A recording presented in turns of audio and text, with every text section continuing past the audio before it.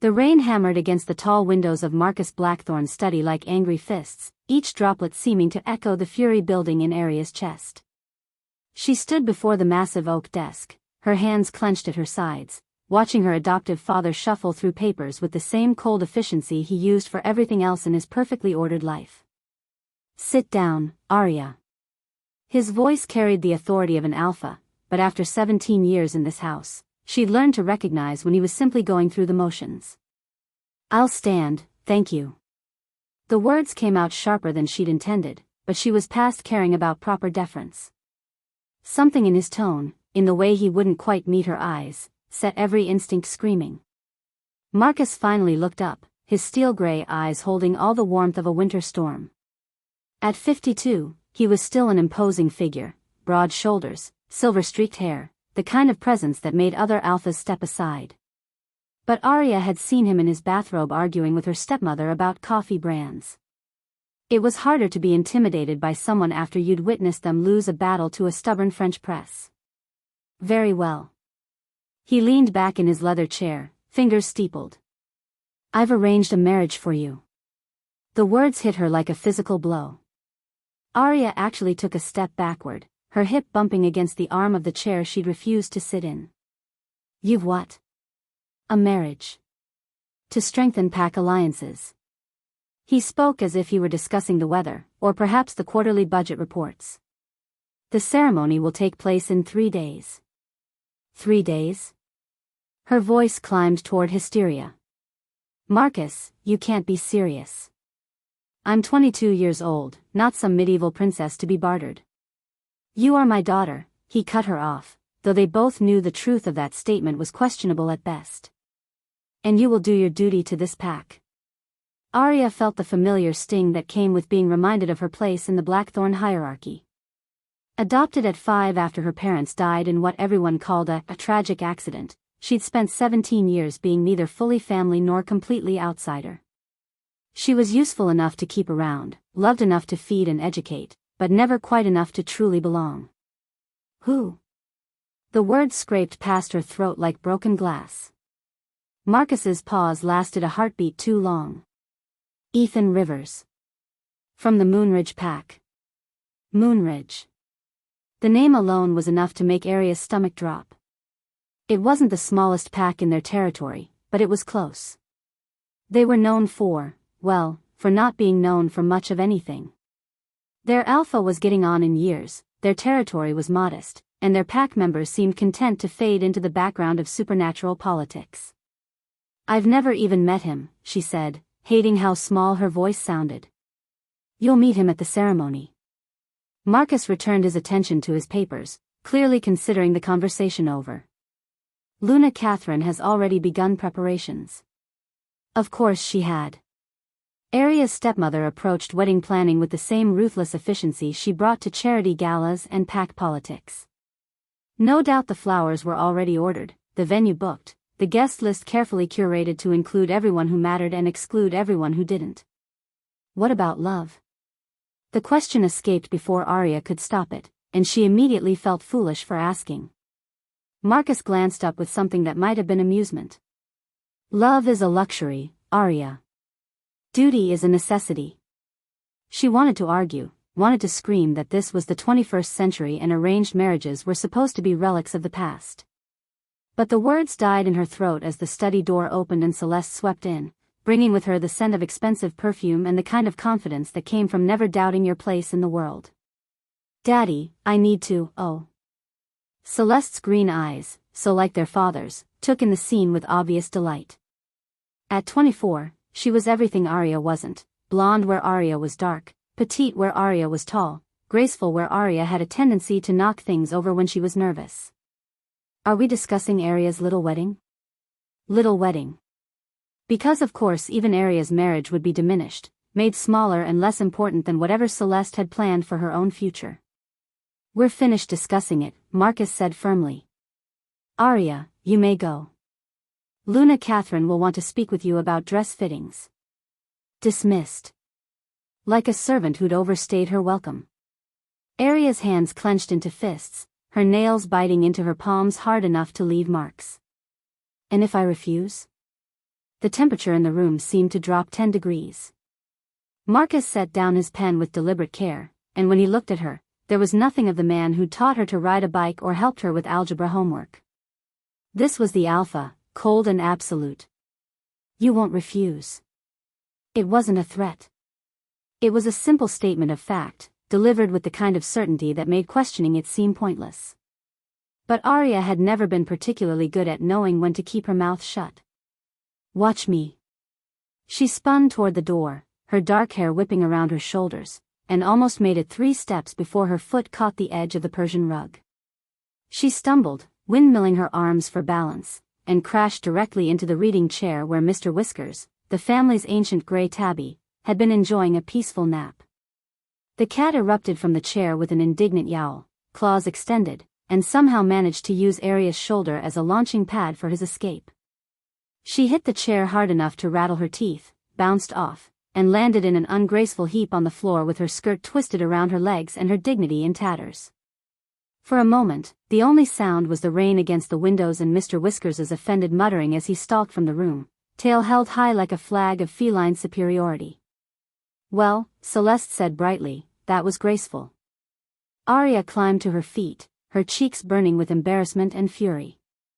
She didn't trust herself to speak, so she simply straightened her clothes, lifted her chin, and walked out of the study with as much dignity as she could manage.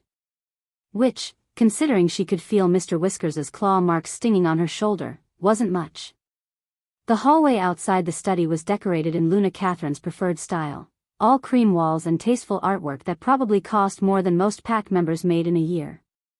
Aria had never felt comfortable here, always too aware that she didn't quite fit among the careful perfection.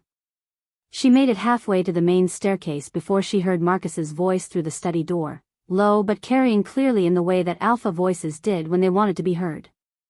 Yes, the weak one from Moonridge will do. Nobody expects much from damaged goods anyway. The words hit her like a slap. Damaged goods. Is that really how he saw her? After 17 years of trying to be worthy, trying to earn her place in this family, was she still just something broken that needed to be disposed of? Aria pressed her back against the wall, her heart hammering against her ribs. She shouldn't listen. She should go upstairs, pack her few belongings, and disappear into the night like she'd dreamed of doing 1,000 times before. But her feet seemed rooted to the expensive hardwood floor. The boy's family is desperate for the alliance, Marcus continued, presumably speaking to someone on the phone. They'll agree to anything. And Aria. There was a pause, and when he spoke again, his voice carried a note of something that might have been regret. She deserves a chance at happiness, even if it's with someone as unremarkable as young Rivers. Unremarkable. Well, that was encouraging. She was damaged goods being married off to someone unremarkable. What a fairy tale romance this was shaping up to be. Aria pushed away from the wall and climbed the stairs to her room, each step feeling heavier than the last. Her bedroom was nice enough, queen-sized bed, matching furniture, a window that looked out over the pack's territory. But it had never felt like home, just a pleasant place to sleep that happened to belong to someone else. She sat on the edge of her bed and stared at her reflection in the vanity mirror across the room. Dark hair that never stayed properly styled, brown eyes that were pretty enough but nothing special, a face that was pleasant but forgettable. Maybe Marcus was right. Maybe this Ethan Rivers person was the best she could hope for. The thought made her stomach twist with something between sadness and rebellion. She'd always imagined finding her mate the way it happened in the stories, eyes meeting across a crowded room, that instant recognition that this person was meant to be hers. Instead, she was getting a business transaction with someone who was apparently as much of a disappointment as she was. A soft knock on her door interrupted her brooding. Come in. Luna Catherine entered with the kind of measured grace that came from decades of practice. At 48, she was still beautiful in the way that money and good breeding could maintain, blonde hair always perfectly styled, makeup flawless, clothes that fit like they'd been sewn directly onto her body. She'd never been unkind to Aria, exactly, but there had always been a distance there, a careful politeness that made it clear where the boundaries lay. Aria, dear. She settled onto the vanity chair like she belonged there, which she did. Everything in this house belonged to her in a way it never would to Aria.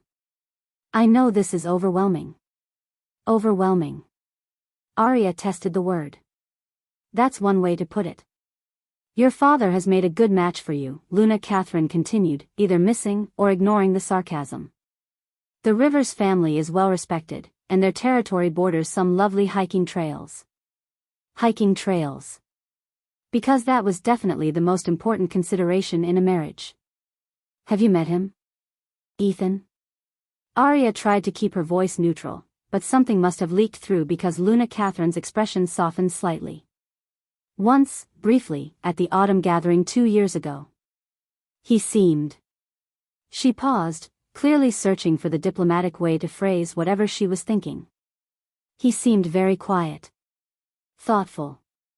Which was Luna Catherine's polite way of saying he'd made no impression whatsoever. Wonderful. He's not unattractive, Luna Catherine added, as if that might be comforting. And he's about your age. 24, I believe.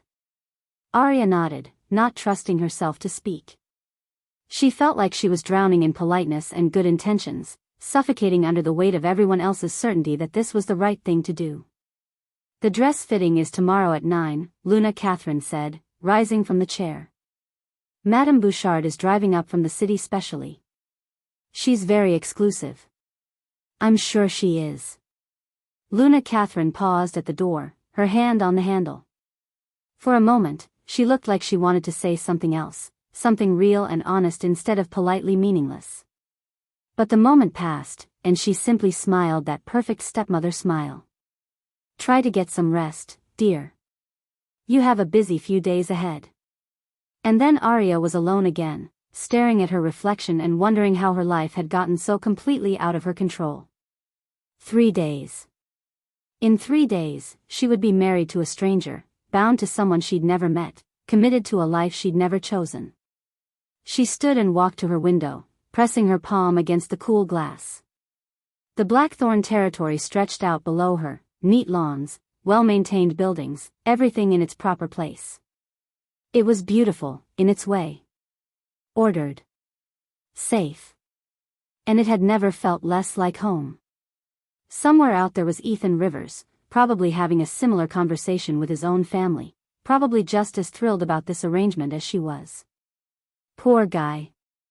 Getting stuck with the adopted daughter nobody quite knew what to do with couldn't be what he dreamed of for his future either. As she watched, a piece of paper slid under her door with a soft whisper of sound. Aria frowned, glancing toward the hallway. She hadn't heard footsteps, and the paper hadn't been there when Luna Catherine left. She picked it up, unfolding what appeared to be expensive stationery with her name written across the front in elegant script. Inside, in the same careful handwriting, was a single line. Don't marry him. Your life depends on it. A friend. Aria read the words 3 times, her heart beginning to race. A joke? A threat? Some kind of test? She opened her door and looked up and down the hallway, but it was empty. No sign of whoever had delivered the mysterious message. The grandfather clock at the end of the hall chimed 11, and somewhere in the distance, she could hear the faint sound of her parents' voices from downstairs. She closed the door and leaned against it, staring at the paper in her hands. Your life depends on it. What was that supposed to mean? And who would care enough about her marriage to warn her against it, but not enough to sign their name? Aria folded the paper carefully and tucked it into her jewelry box, burying it beneath the few pieces of jewelry that actually meant something to her. Tomorrow she would smile and nod through dress fittings and flower arrangements. She would play the part of the dutiful daughter accepting her fate. But tonight, for the first time in years, she felt something stirring in her chest that had nothing to do with resignation. 3 days suddenly seemed like both forever and no time at all. If you are enjoying this video, do well to hit the like button and subscribe to the channel. I would love to know where you are watching from. Do well to drop it in the comments section. Chapter 2. 3 days. It had taken exactly 3 days for Aria's entire world to change, and now she stood at the altar of St. Lupin's chapel, staring at the man who was about to become her husband. Her first thought was that Marcus hadn't been lying about the unremarkable part. Ethan Rivers stood at the altar looking like he'd rather be anywhere else in the world, possibly including a dentist's chair or a tax audit. His dark brown hair was neatly combed but looked like he'd run his hands through it several times, and his black suit hung on his lean frame in a way that suggested either a rental or someone else's clothes. He was tall, probably 6'2" to her 5'7", but he held himself with a kind of careful stillness that made him seem smaller. And he was shaking. Actually, visibly trembling as he watched her walk down the aisle on Marcus's arm. Well, Aria thought with dark humor, at least one of us is more nervous than the other. The chapel was small and tastefully decorated with white roses and baby's breath, Luna Catherine's touch, no doubt.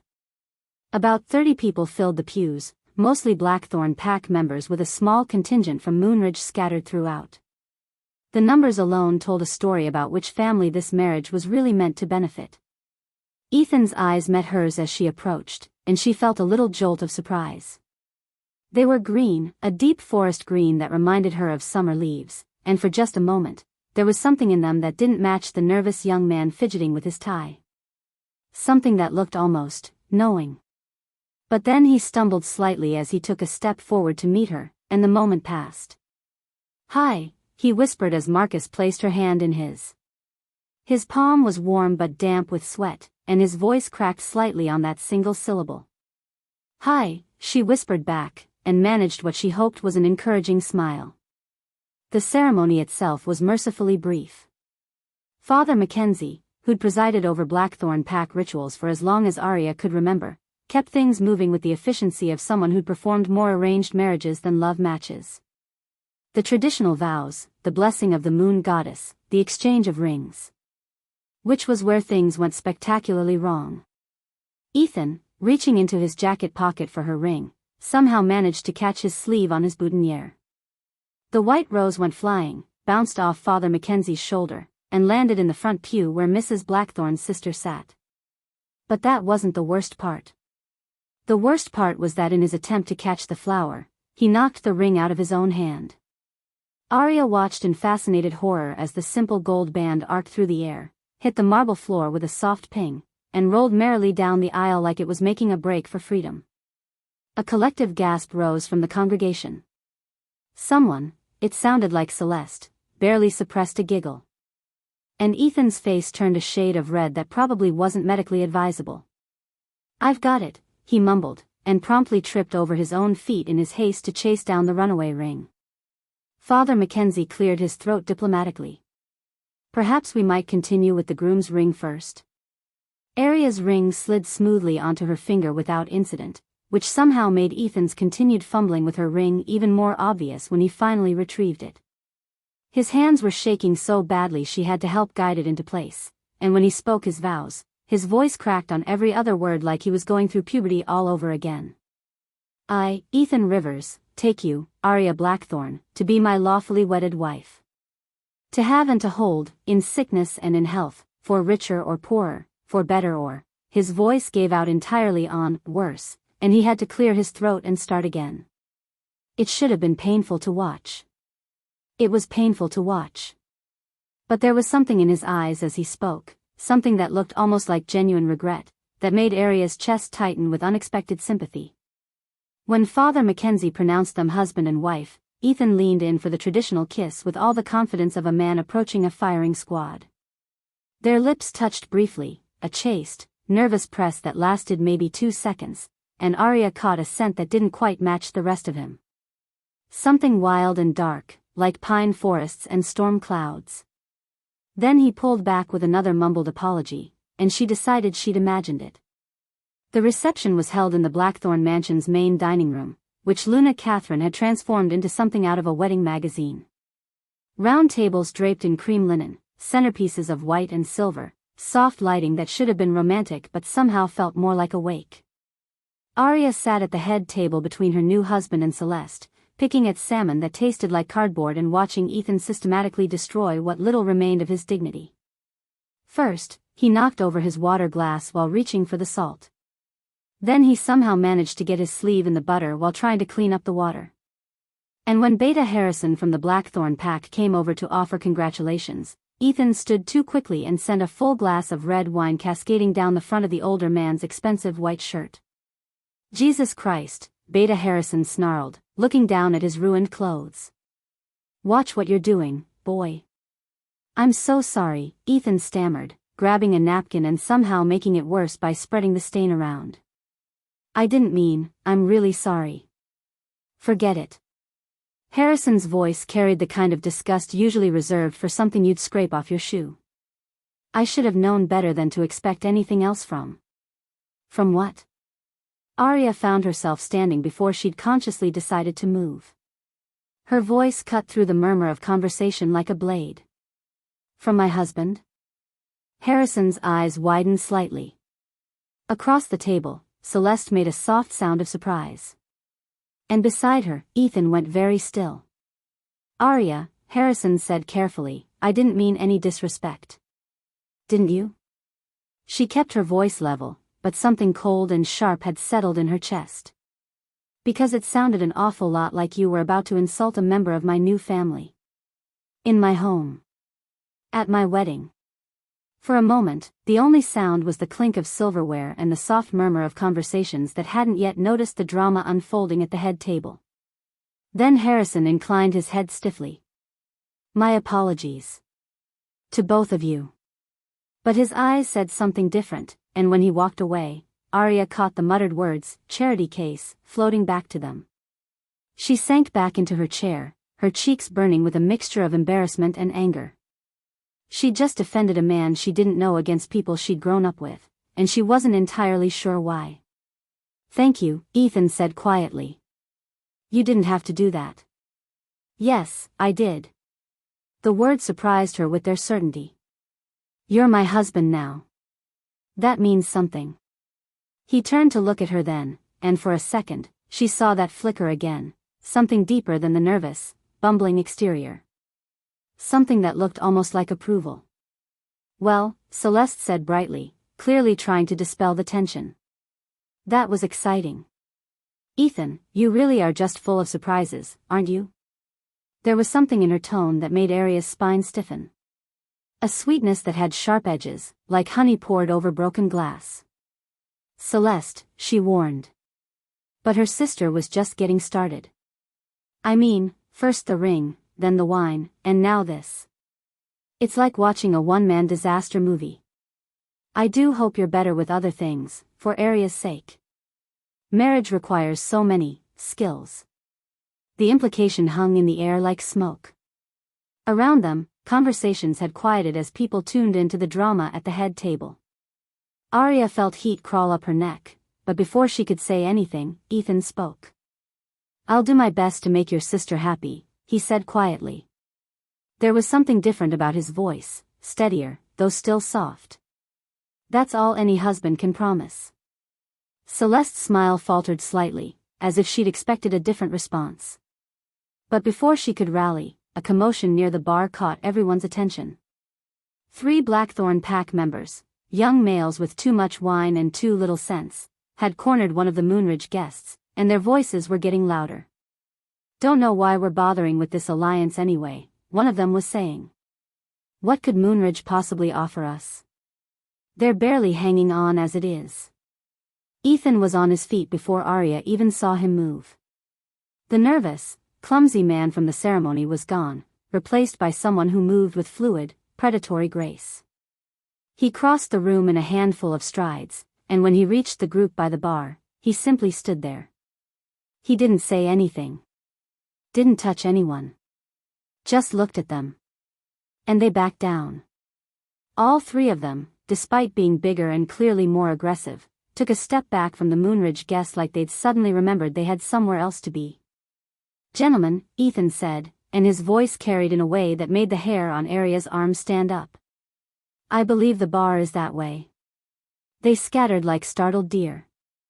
Aria stared across the room at her husband, trying to reconcile what she'd just seen with the man who tripped over his own feet during their wedding ceremony. There had been something in his voice, in the way he held himself, that spoke of authority.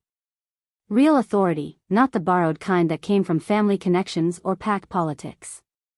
But by the time he made his way back to the table, he was stumbling slightly again, and when he sat down, he knocked his fork off the table.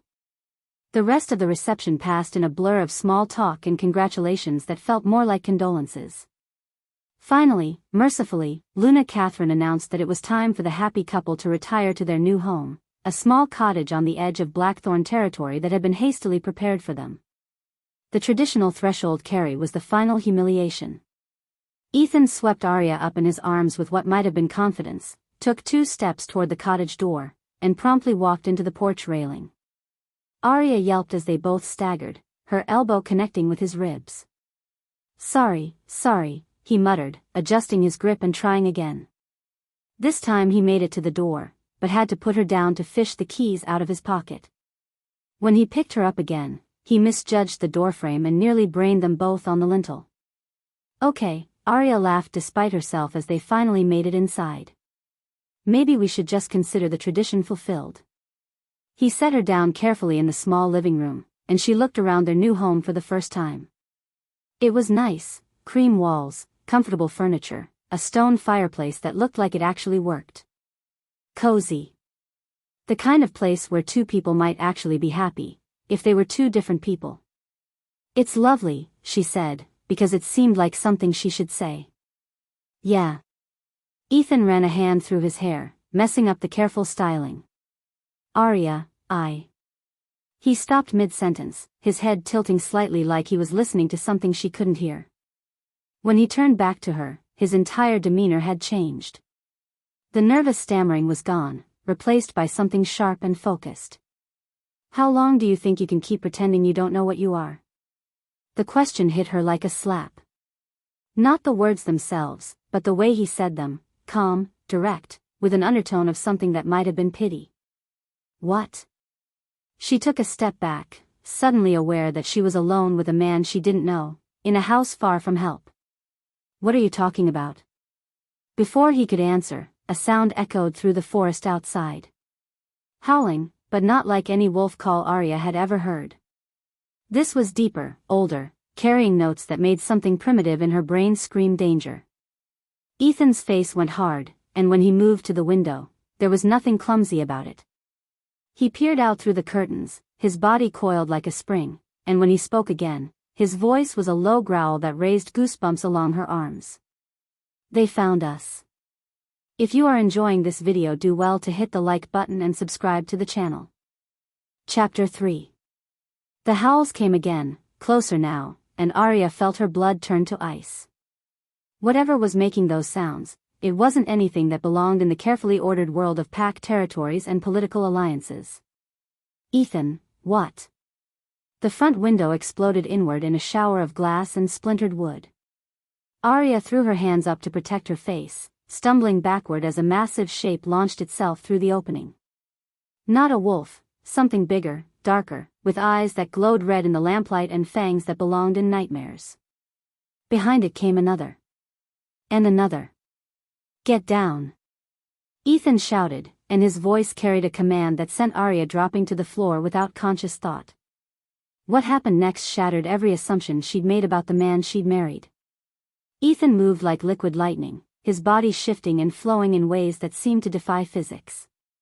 One moment he was standing by the window in his rumpled wedding suit, the next he was something magnificent and terrible, a wolf the size of a small horse, with fur so dark it seemed to absorb light, and eyes that blazed silver instead of green. He hit the first rogue with the force of a freight train, sending it crashing into the stone fireplace hard enough to crack the mortar. The second one lunged at him from the side, but Ethan twisted away with impossible grace, his jaws clamping down on the attacker's throat with surgical precision. Aria pressed herself against the wall, watching in stunned amazement as her supposedly weak, clumsy husband tore through 5 massive rogue wolves like they were made of paper. There was nothing clumsy about him now. Every movement was calculated, deadly, perfect. He was beautiful and terrifying, and she couldn't look away. The fight was over in less than 2 minutes. When the last rogue hit the floor, Ethan stood panting in the center of their destroyed living room, his dark fur matted with blood that wasn't his own. He turned those silver eyes toward her, and for a moment, Aria forgot how to breathe. Then he shifted back to human form, and she had to close her eyes and look away because he was very naked, and this was definitely not the time to notice that her bumbling groom apparently spent a lot of time working out. "Are you hurt?" His voice was rough, still carrying echoes of the wolf's growl. "No, Aria opened her eyes cautiously, relieved to see he'd pulled on a pair of jeans from somewhere. "I'm fine." "But you, how did you?" A soft moan from across the room cut her off. One of the rogues was still alive, barely, blood pooling beneath his massive gray form. Ethan was beside him in an instant, crouching down with predatory stillness. "Who sent you?" he demanded. The rogue's red eyes fixed on Aria, and his lips pulled back in what might have been a smile. "The lost princess has awakened," he whispered, his voice like gravel and broken glass. "The Alpha King will come for what's his." Then he was gone, his eyes going dark as the last breath left his body. Aria stared at the corpse, her mind struggling to process what she'd just heard. "Lost princess? What does that? We need to go." Ethan was on his feet, moving toward what was left of their bedroom. "Now. Before more of them come." "More of them?" Aria scrambled to follow him, stepping carefully around the bodies and broken glass. "Ethan, what is happening? Who were those things? And how did you're not weak at all, are you?" He paused in the doorway, his shoulders tense. "No. I'm not." "Then why?" "Because sometimes the best way to protect something is to make everyone think it's not worth protecting." He disappeared into the bedroom, emerging a moment later with a duffel bag and a leather jacket. "We'll talk on the road. Right now, we need to move." Aria wanted to argue, wanted to demand answers, but the urgent intensity in his voice convinced her this wasn't the time. She grabbed her purse and the few personal items she'd brought to the cottage, trying not to think about how her life had gone from wedding reception to action movie in the span of an hour. They made it 3 blocks before Aria realized she needed to know at least something about what they were running from. "Stop," she said, grabbing Ethan's arm as he headed toward a black motorcycle she was fairly certain hadn't been there when they'd arrived. "Just stop for a minute. I need to understand what's happening." Ethan turned to face her, and in the pale moonlight, she could see the struggle playing out across his features. Finally, he sighed and ran a hand through his hair, a gesture that was becoming familiar despite everything else about him that wasn't. "Those weren't normal rogues," he said. "They were something older. Something that should have been extinct centuries ago." "Older how?" "The kind that hunt for sport. The kind that serve masters who don't care about pack law or territory boundaries." His eyes met hers, and she saw something that looked like guilt. The kind that come when someone powerful wants someone else found. A chill ran down Aria's spine that had nothing to do with the night air. "Found. Like me. Like you." They stared at each other for a long moment, and Aria felt the ground shifting beneath her feet in ways that had nothing to do with geography. Everything she'd thought she knew about her life, about herself, was apparently wrong. "I don't understand," she said finally. "I'm nobody. I'm just the adopted daughter of Alpha Marcus Blackthorne," Ethan finished. "Except you're not adopted, are you? You just don't remember." "What are you talking about?" "Of course I'm adopted. I've been with the Blackthorns since I was 5. And what do you remember from before that?" The question hit her like a physical blow. Aria opened her mouth to answer, then closed it again. What did she remember? There should be something, fragments, at least. A mother's face, a father's voice, a home that had been hers before Marcus took her in. Nothing. "I was traumatized," she said, but the words felt hollow even to her. Children sometimes block out painful memories. "Aria." Ethan's voice was gentle now, and he reached out to touch her face with careful fingers. "When was the last time you shifted?" The question was so unexpected that she actually laughed. "I don't shift. I can't. I'm human." "No," he said quietly. "You're not." Before she could ask what he meant, the distant sound of engines cut through the night air. Multiple vehicles, moving fast, heading in their direction. Shit. Ethan grabbed her hand and pulled her toward the motorcycle. We're out of time. Get on. I don't know how to. Just hold on to me and don't let go.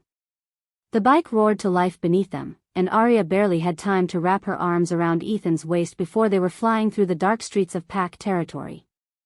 The wind whipped through her hair, and she pressed her face against his leather jacket, breathing in the scent of pine and storm clouds that she was beginning to recognize as distinctly his. Behind them, headlights appeared in the distance, growing larger. Where are we going? She shouted over the engine noise. Somewhere we can get answers, he called back. And maybe fix whatever's left of our cottage while we're at it. The cottage. Right. Their destroyed home where 5 dead rogues were currently decorating the living room. Aria had a sudden, hysterical image of trying to explain the mess to their insurance company. Honey, you'll never guess what happened on our wedding night. The laugh that bubbled up was probably inappropriate, but she couldn't stop it. Maybe it was shock, or adrenaline, or just the absurdity of the whole situation, but something about the image of them trying to clean up supernatural carnage while figuring out their relationship struck her as hilarious. Ethan must have felt her shaking because he glanced back over his shoulder. You okay? Perfect, she gasped, still giggling. Just perfect. My husband turns out to be some kind of wolf superhero, mysterious enemies are hunting me for reasons I don't understand, and our living room looks like a horror movie set.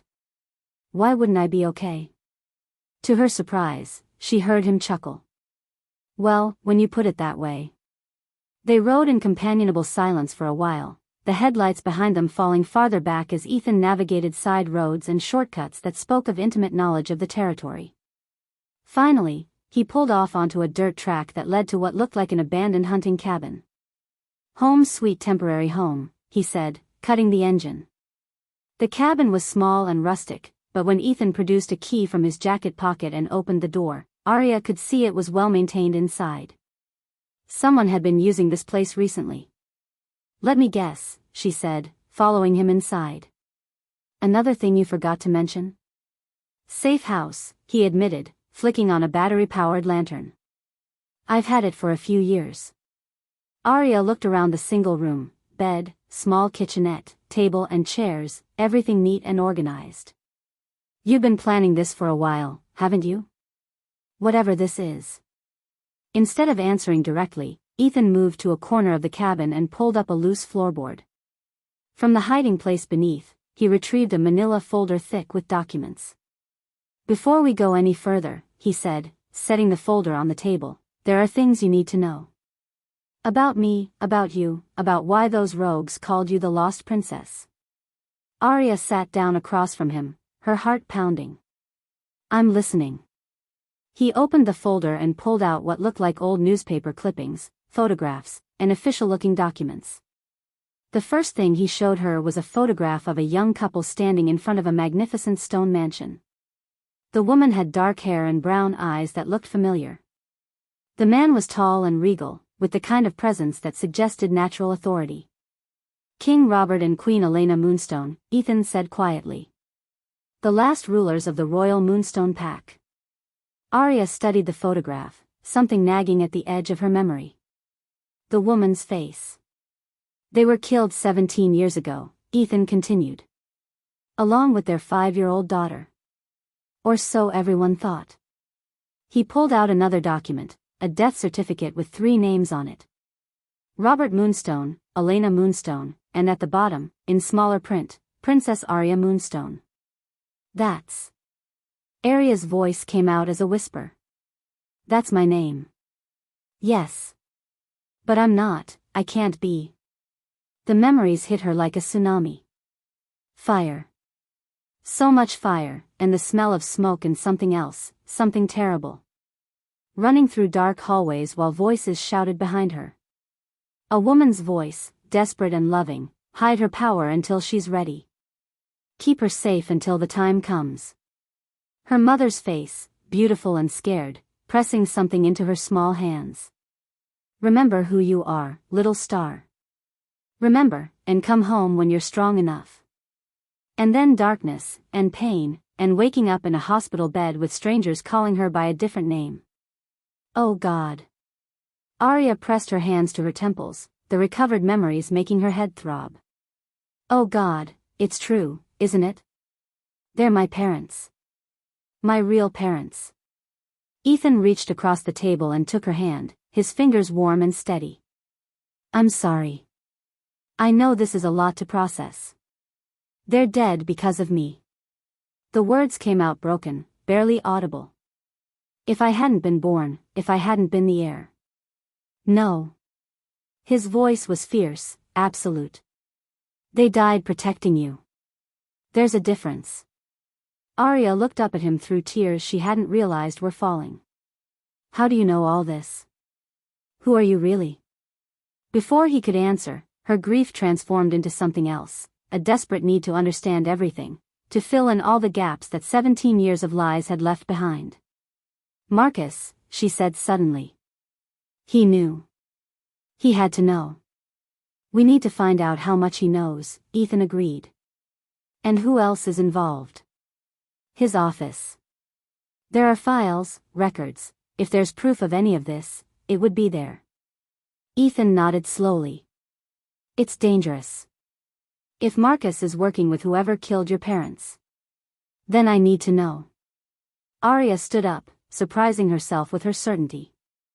I need to know everything.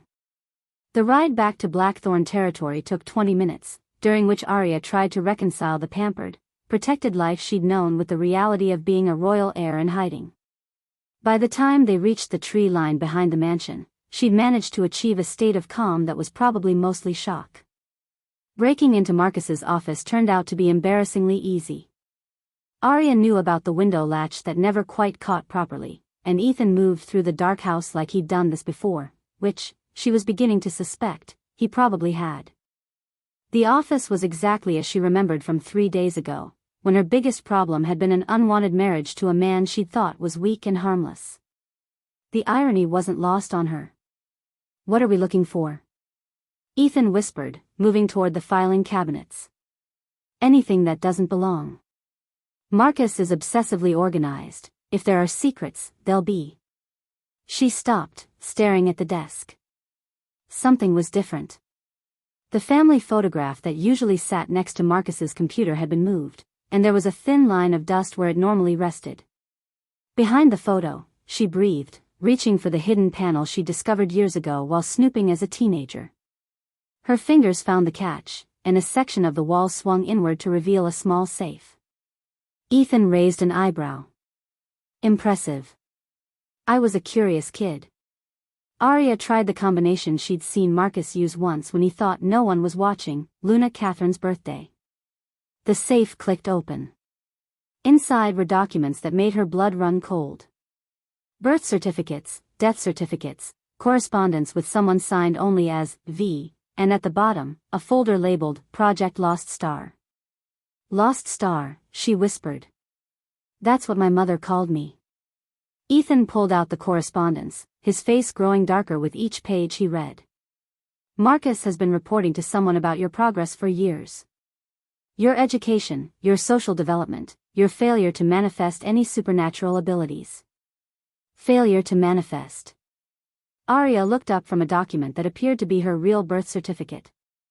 They've been suppressing my abilities somehow. That's why I can't shift, why I can't access any pact bonds. And why you don't remember, Ethan agreed grimly. Someone's been keeping you deliberately weakened. A piece of paper fluttered from between the pages of one of the files. Aria bent to pick it up and found herself staring at a handwritten note in Marcus's familiar script. The girl remains ignorant and powerless. Continue current suppression protocols. V confirms the bloodline must remain broken until the usurper is ready to claim the throne permanently. M. The usurper, Aria said numbly. Someone's been planning to take the Moonstone throne. And they needed you dead, or at least neutralized, to do it. Footsteps in the hallway outside made them both freeze. Multiple sets, moving with the coordinated precision of trained guards. Shit, Ethan breathed, quickly stuffing the documents back into the folder. We need to go. Now. But as they moved toward the window, the door burst open and 6 Blackthorne guards poured into the room, weapons drawn. In the hallway behind them, Aria could see Marcus's distinctive silhouette. Well, Marcus said, stepping into the room with the satisfied smile of a man whose suspicions had been confirmed. Breaking and entering, theft of private documents. I'm disappointed in you, Aria. Though I suppose I shouldn't be surprised, given your breeding. The guards moved to surround them, and Aria felt her heart sink. They were caught, trapped, with no way out and evidence of a conspiracy that went deeper than she'd ever imagined. Then Ethan stepped forward, and something fundamental shifted in the air around them. His eyes blazed gold, bright as molten metal, and when he spoke, his voice carried a weight of authority that seemed to press against her bones. Kneel. The word rolled through the room like thunder, and Aria watched in amazement as every guard in the room dropped to one knee as if their strings had been cut. Even Marcus, despite his obvious struggle against the compulsion, found himself sinking toward the floor. And Aria, despite every instinct screaming at her to run, to fight, to do something other than submit, felt her own knees buckle as that golden gaze fixed on her for just a moment. Whatever Ethan was, whoever he really was, he was so much more than the weak Omega she'd married. The question was he her salvation, or had she just traded one cage for another? If you are enjoying this video, do well to hit the like button and subscribe to the channel. Chapter 4. The hidden cave was older than memory, carved deep into the mountainside by forces that had nothing to do with human hands. Ancient symbols covered the walls, glowing faintly in the light of Ethan's battery-powered lantern, and the air hummed with a power that made Aria's skin tingle. They'd escaped Marcus's guards through a combination of Ethan's commanding voice and sheer luck. The Alpha Authority had only lasted long enough for them to reach his motorcycle and disappear into the night. Now, 3 hours later and 50 miles from Blackthorne territory, Aria finally felt safe enough to demand answers. So, she said, settling onto a flat rock that seemed designed for sitting. Alpha King of all North American packs. That's quite a career upgrade from weak Omega. Ethan, who was pacing the small cave like a caged panther, paused to look at her. In the lantern light, his features seemed sharper, more regal, and those green eyes held depths she was only beginning to understand. I've been looking for you for 3 years, he said simply. The Moonstone Princess, lost heir to the most powerful pack in supernatural history.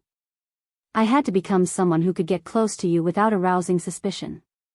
So you pretended to be weak and nervous in, Aria gestured vaguely, clumsy. For 3 years. Actually, I only had to pretend to be clumsy for the last 6 months.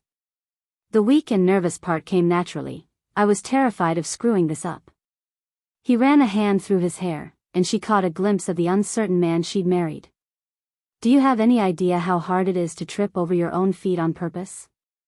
Despite everything, the revelations, the danger, the complete upheaval of her entire worldview, Aria found herself smiling. You're telling me the Alpha King of North America spent months practicing how to be uncoordinated? I may have knocked over every piece of furniture in my apartment at least twice. The image was so ridiculous that she actually laughed, which seemed to ease some of the tension in his shoulders.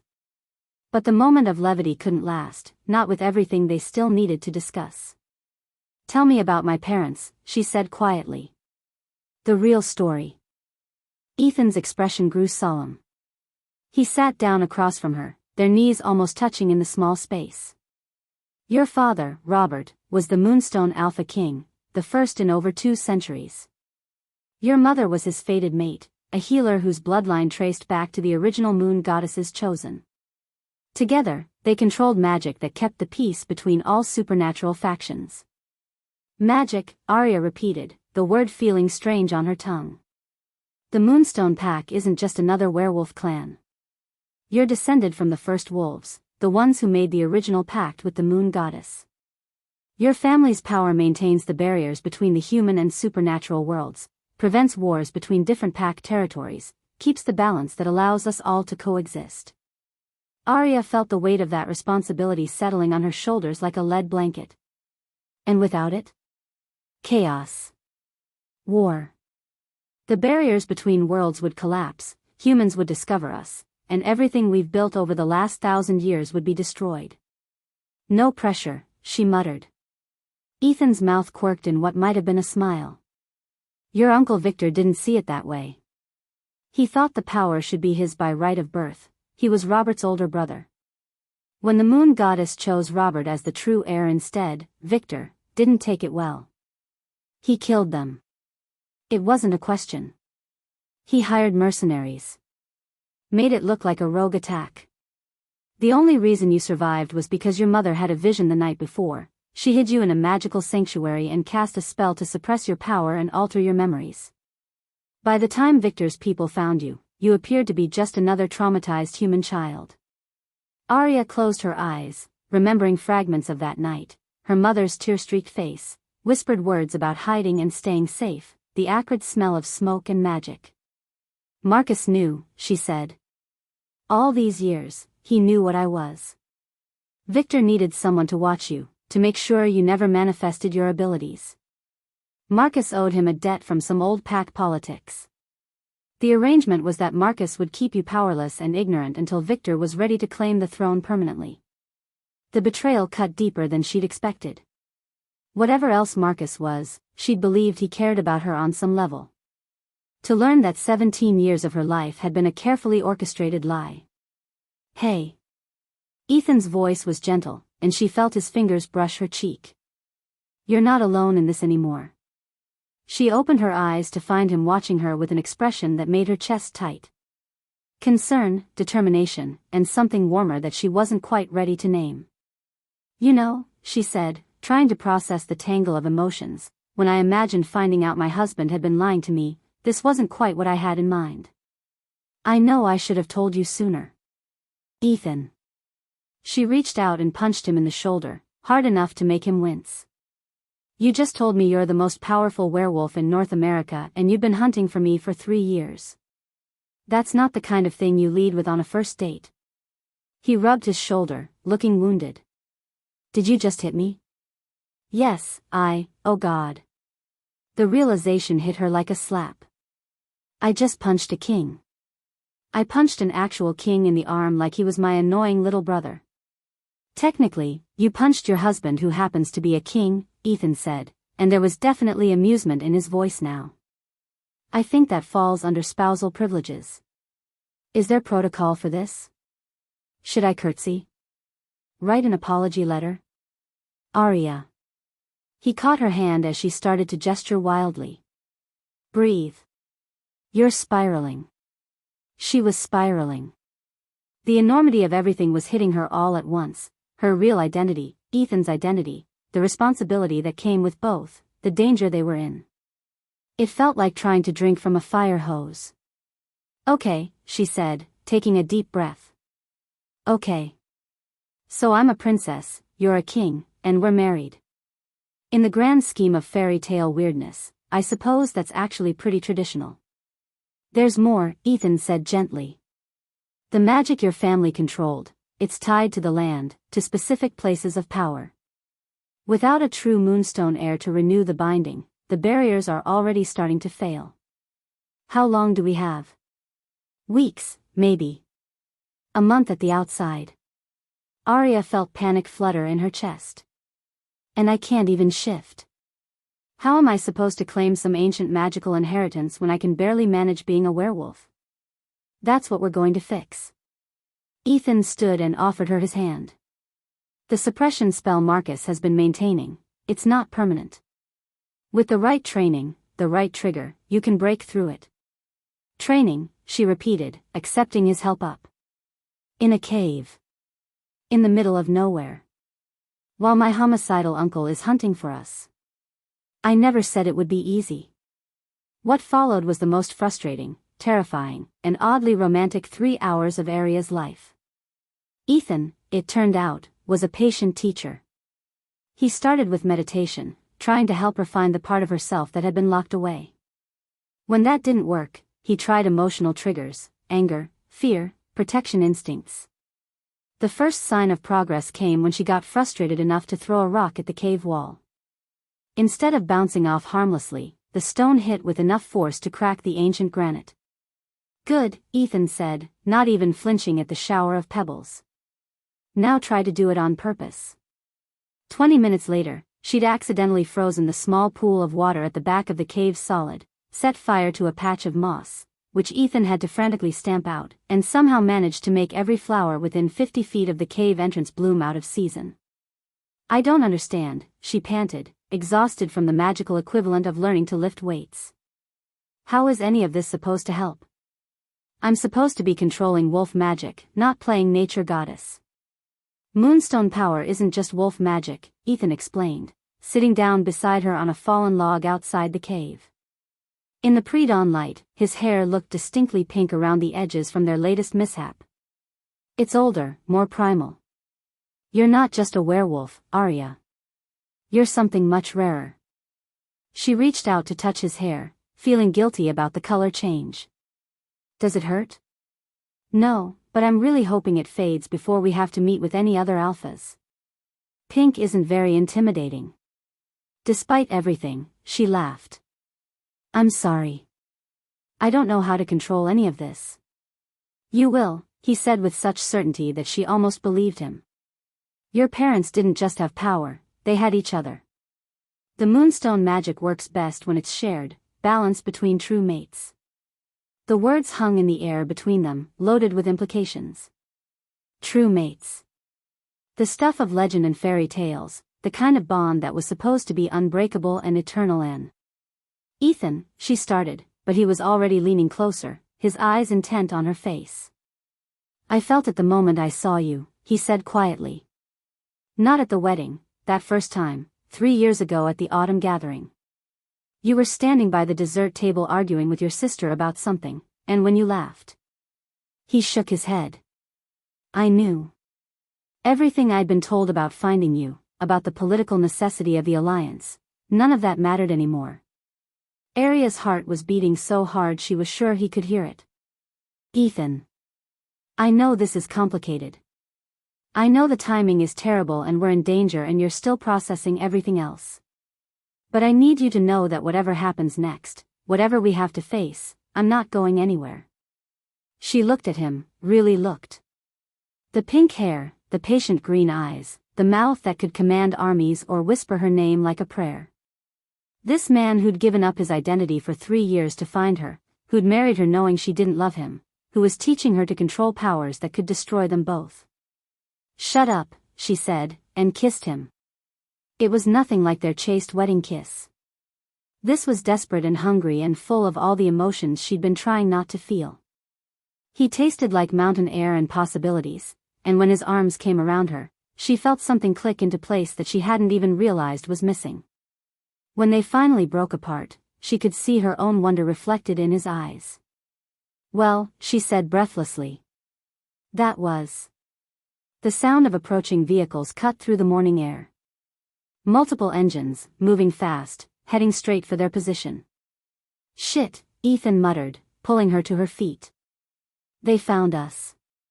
How? Aria looked around wildly, as if she could spot their pursuers through the trees. We were careful, we covered our tracks. Magic leaves traces, Ethan said grimly, pulling her toward the motorcycle. Especially untrained magic. You've been broadcasting your location like a beacon. They made it halfway to the bike before the first vehicle crested the ridge above them. Not Blackthorne pack cars, these were military-grade SUVs with tinted windows and reinforced panels. Professional. Ethan swore under his breath. Victor's people. Victor? Aria's blood turned to ice. He's here. He's been here. A new voice, cultured and amused, echoed from the tree line. I do so hate to interrupt family reunions, but I believe you have something that belongs to me. The man who stepped out of the shadows was tall and elegant, with silver hair and eyes the same brown as Aria's. He moved with predatory grace, flanked by a dozen armed figures who were clearly not entirely human. But it was the man beside him that made Aria's world tilt sideways. Marcus. Her adoptive father stood at Victor's right hand like a trusted lieutenant, his face cold and distant in a way she'd never seen before. Hello, Aria, Victor said, his smile sharp as broken glass. I'm your Uncle Victor. Though I suppose we've never been formally introduced. You're supposed to be dead, she managed. A useful fiction. It's amazing how much one can accomplish when the world believes you don't exist. His gaze shifted to Ethan, and something dangerous flickered in his expression. Your Majesty. How good of you to bring my niece home. She's not going anywhere with you, Ethan said, and his voice carried the weight of absolute authority. Victor laughed, a sound like winter wind through dead leaves. Oh, but she is. You see, dear niece, you've grown up beautifully. It's such a pity you won't live to see your coronation. The armed figures raised their weapons, and Aria felt terror spike through her like electricity. But underneath the fear, something else was building, something hot and bright and angry. Actually, Victor continued conversationally, I think I'll let you watch her die first, Your Majesty. It seems only fitting, given how attached you've become. That was when Aria's power exploded outward like a nuclear bomb. Light erupted from her skin, silver white and blinding, carrying with it the force of a hurricane and the heat of a star. Trees bent away from the blast, rocks cracked, and every person within 100 yards was thrown to the ground by the sheer force of it. But she couldn't stop it. The power that had been locked away for 17 years was free now, and it was pouring out of her like water through a broken dam. She could feel it burning through her, consuming everything in its path, and she realized with mounting horror that she was going to kill them all. Including Ethan. Aria. His voice reached her through the chaos, but she couldn't see him, couldn't control the devastating force that was tearing everything apart. Aria, you have to pull it back. She tried. God, how she tried. But the magic was too big, too wild, and she was too small and inexperienced to contain it. This was how it would end, not with Victor's bullets, but with her own power destroying everything she'd ever cared about. Including the man she was only just beginning to love. If you are enjoying this video, do well to hit the like button and subscribe to the channel. Chapter 5. When the light finally faded and the ringing in Aria's ears subsided, the first thing she saw was devastation. The ancient cave was gone, reduced to rubble and scattered stone. Trees lay uprooted in perfect circles radiating out from where she stood, and the morning air shimmered with residual magic that made her skin crawl. The second thing she saw was Ethan. He was lying 20 feet away, motionless, his clothes singed and his face pale as death. No, no, no, she whispered, stumbling over the torn earth to reach him. Her hands shook as she pressed them to his chest, feeling for a heartbeat that seemed far too weak. Ethan, please, I'm sorry, I didn't mean. His eyes fluttered open, green and dazed but blessedly alive. Well, he croaked, that was impressive. Relief hit her so hard she nearly collapsed on top of him. Don't you dare joke about this. I could have killed you. I could have killed everyone. But you didn't. He struggled to sit up, wincing as he took in the destruction around them. Victor's people? Aria looked around and realized she couldn't see any of their attackers. Where Victor and his armed forces had been standing, there was now just empty air and scorched earth. Gone, she said numbly. I think I transported them somewhere. Probably back to whatever hole Victor crawled out of, Ethan said with satisfaction. Although Marcus. A groan from behind a fallen tree interrupted him. Marcus emerged from the wreckage, his expensive suit torn and dirty but otherwise intact. He looked at the devastation, then at Aria, and his face went through several emotions before settling on what might have been respect. Princess, he said quietly, and for the first time in 17 years, the title didn't sound mocking. Aria felt something hot and dangerous stir in her chest. Don't you dare call me that. Not after everything you've done. Aria. No. The word came out with enough force to make the remaining trees sway. You lied to me for 17 years. You kept me drugged and powerless while my uncle murdered my family and stole my birthright. You don't get to call me princess now that it's convenient. Marcus took a step back, and Aria realized with shock that he was afraid of her. Good. He should be. We need to go, Ethan said, struggling to his feet. Victor will regroup and come back with more people. And after that display, Every supernatural faction in North America will know exactly where you are. The next few hours passed in a blur of safe houses, disguises, and increasingly frantic phone calls as Ethan tried to contact his allies while keeping them both hidden.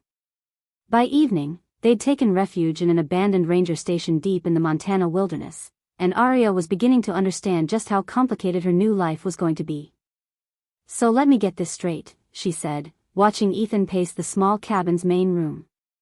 "I'm a queen without a kingdom, married to a king without subjects, being hunted by my uncle who wants to kill me, and the only way to stop a supernatural war is for me to claim a throne I don't want using magic I can't control." That's actually a pretty accurate summary. Wonderful. Aria tried to pour herself a cup of coffee and ended up freezing the entire pot solid. Perfect. This is just perfect. In her emotional state, her powers had been misfiring all day. She'd accidentally made it snow in their car, in July, turned a gas station sandwich into what appeared to be rubber, and somehow caused every flower in a 50-mile radius to bloom bright purple. Ethan had taken it all with remarkable patience, but she could see the strain around his eyes. "Maybe I should just give up," she said, staring at the frozen coffee with despair. "Maybe Victor can have the stupid throne. I never wanted to be a queen anyway." "Aria. I'm serious. Look at me, Ethan. I can't even make coffee without creating a natural disaster. How am I supposed to rule anything?" Ethan stopped pacing and turned to face her, his expression serious. "Do you know what the first thing every alpha learns is? How to intimidate people with their eyebrows." A smile tugged at the corner of his mouth.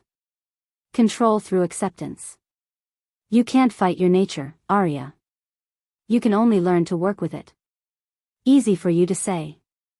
Your nature doesn't involve accidentally turning breakfast into industrial materials. My nature involves commanding werewolves who could rip my throat out if they decided they didn't like my leadership anymore, Ethan pointed out. "Trust me, we all have our challenges." What followed was the most ridiculous training session of Aria's life. Ethan, apparently, believed in the power of positive thinking and completely absurd methods. "Balance," he said, placing a stack of pancakes on her head. "Magic flows through emotion, but it's controlled through focus and inner peace." "There are pancakes on my head," Aria said flatly. "Yes. Now meditate." "I am not meditating with breakfast foods as a hat. The pancakes represent the weight of responsibility. The meditation represents finding calm in chaos. The pancakes represent the fact that you've lost your mind." But somehow, impossibly, it worked.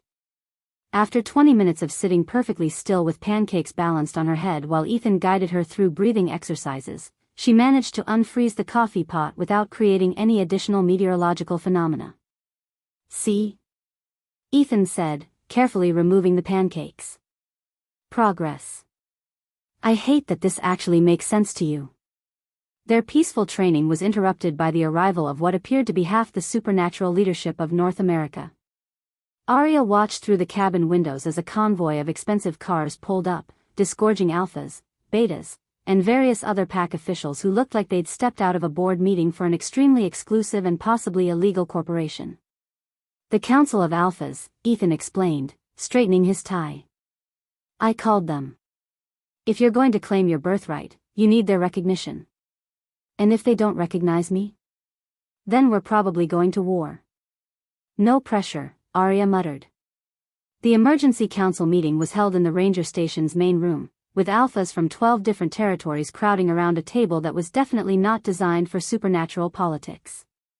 Aria sat at Ethan's right hand, trying to project confidence while her stomach churned with nerves. "Distinguished colleagues," Ethan began formally, "I present to you Princess Aria Moonstone, rightful heir to the royal Moonstone pack and true inheritor of the ancient binding magic." The response was immediate and chaotic. Half the alphas started talking at once, voices rising as they demanded proof, questioned the timing, and generally acted like the supernatural equivalent of a hostile corporate takeover. Alpha Rodriguez, a nervous man from the southwestern territories, was so flustered that he started speaking in rhyme. "This claim seems rather strange and new. We need some proof that she is true. The magic power we must see, or doubt will always trouble me." Alpha Chen from the Pacific Northwest looked personally offended by the entire proceeding. This is highly irregular, he sniffed, adjusting his perfectly pressed suit. Proper protocol would dictate a formal presentation with appropriate ceremony. Where is the tea service? One simply cannot conduct affairs of state without proper refreshments. We don't have time for tea ceremonies, Ethan said with strained patience. The barriers are failing. Every day we delay. Barriers, schmerries, interrupted Alpha Martinez from the Great Lakes region, his toupee sitting slightly askew. How do we know this girl is who you say she is? She could be anyone. That was when Aria's nervousness caused her to accidentally mind-link her thoughts to the entire room. Oh God, they all think I'm a fraud. This is a disaster. And what is that thing on Alpha Martinez's head? It looks like roadkill. Is that actually a dead animal? How does it stay on? Does he use glue? The room went dead silent. Alpha Martinez's hand flew to his toupee, his face turning purple with rage. Did she just, someone whispered. In our heads. Said it looked like roadkill. I can hear all of you too, Aria said weakly, as a dozen different thought voices babbled in her mind. This is new. And very, very uncomfortable. It took 10 minutes to get everyone to stop thinking loudly at her, and by then the political damage was done. The alphas were split between those who were impressed by her obvious power and those who thought she was too unstable to trust with ancient magic. Then Victor arrived. He walked into the ranger station like he owned it, flanked by Marcus and carrying a briefcase that probably didn't contain anything good. He'd cleaned up since their morning encounter, though there was still something wild around his eyes that suggested her power explosion had rattled him more than he wanted to admit. Colleagues, he said smoothly, taking a seat at the table without invitation. I do hate to interrupt, but I have some information you might find relevant. He opened the briefcase and pulled out documents that made Aria's heart sink. Birth certificates, DNA tests, historical records, all of it pointing to one conclusion. This young woman, Victor said with a smile that could cut glass, is indeed my niece. But she's not the rightful heir to anything. You see, Princess Aria Moonstone died with her parents 17 years ago. This is merely a very clever imposter. The accusation hit the room like a bomb. Alpha started shouting again, some demanding proof of Victor's claims, others calling for Aria to demonstrate her heritage. Aria Moonstone, Victor continued, was born with a distinctive birthmark, a crescent moon on her left shoulder. A mark that was verified by the pack physician at birth and recorded in the royal archives. All eyes turned to Aria, who felt her stomach drop to her shoes. She had no idea if she had any birthmarks. She'd never looked for one, never thought to check. Well? Alpha Martinez demanded, his toupee sliding further askew in his agitation. Do you have the mark or not? Aria looked at Ethan, who was watching her with an expression she couldn't read. I don't know. You don't know if you have a birthmark on your own body? Victor's voice dripped with false sympathy. How very convenient. Marcus stepped forward, his face grim. I can verify that this young woman has no such mark. I've been her guardian for 17 years, I would have noticed. The lie was so smooth, so convincing, that Aria almost believed it herself. But she could see the truth in Marcus's eyes. He was protecting Victor's story, playing his part in a deception that went back nearly 2 decades. Then it's settled, Victor said with satisfaction. This pretender will be dealt with appropriately, and the council can move on to more pressing matters, such as how to handle the failing barriers in the absence of a true Moonstone heir. Like hell, Ethan snarled, half rising from his chair. But before anyone could say another word, the lights went out. Emergency power kicked in a moment later, casting the room in eerie red light, but in that brief moment of darkness, Aria vanished. When Ethan's night vision adjusted, her chair was empty, and there was no sign of her anywhere in the building. Aria, he shouted, but there was no answer. She was gone, taken by someone fast enough and quiet enough to snatch a Moonstone Princess from a room full of alpha werewolves without anyone noticing. The hunt was on. Aria woke up in what appeared to be a cozy cottage kitchen, tied to a chair with rope that hummed with suppression magic. Her captor was a woman in her 50s with graying brown hair and eyes that looked startlingly familiar. "Hello, little star," the woman said gently, setting a cup of tea on the table. "I know you don't remember me, but I'm your Aunt Luna. Your mother's sister." "Aunt Luna?" Aria's mind reeled. "But you're supposed to be dead. Everyone said you died with my parents. I let them think that. It was the only way to protect you." Luna sat down across from her, her expression sad but determined. "I've been watching over you your whole life, dear one. Making sure Victor's people didn't get too close, ensuring Marcus kept his end of the bargain." "Marcus was working for you?" "Marcus was working for whoever paid him the most," Luna said with disgust. "But I made sure I paid better than Victor did. At least until recently." Aria tested the ropes, but they held firm. "What do you want with me?" Luna reached across the table and took her hands, her touch warm and comforting. "I want to save your life, darling. And to do that, I need to tell you something about your marriage to the Alpha King." Something cold settled in Aria's stomach. "What about it?" "It isn't legal," Luna said gently.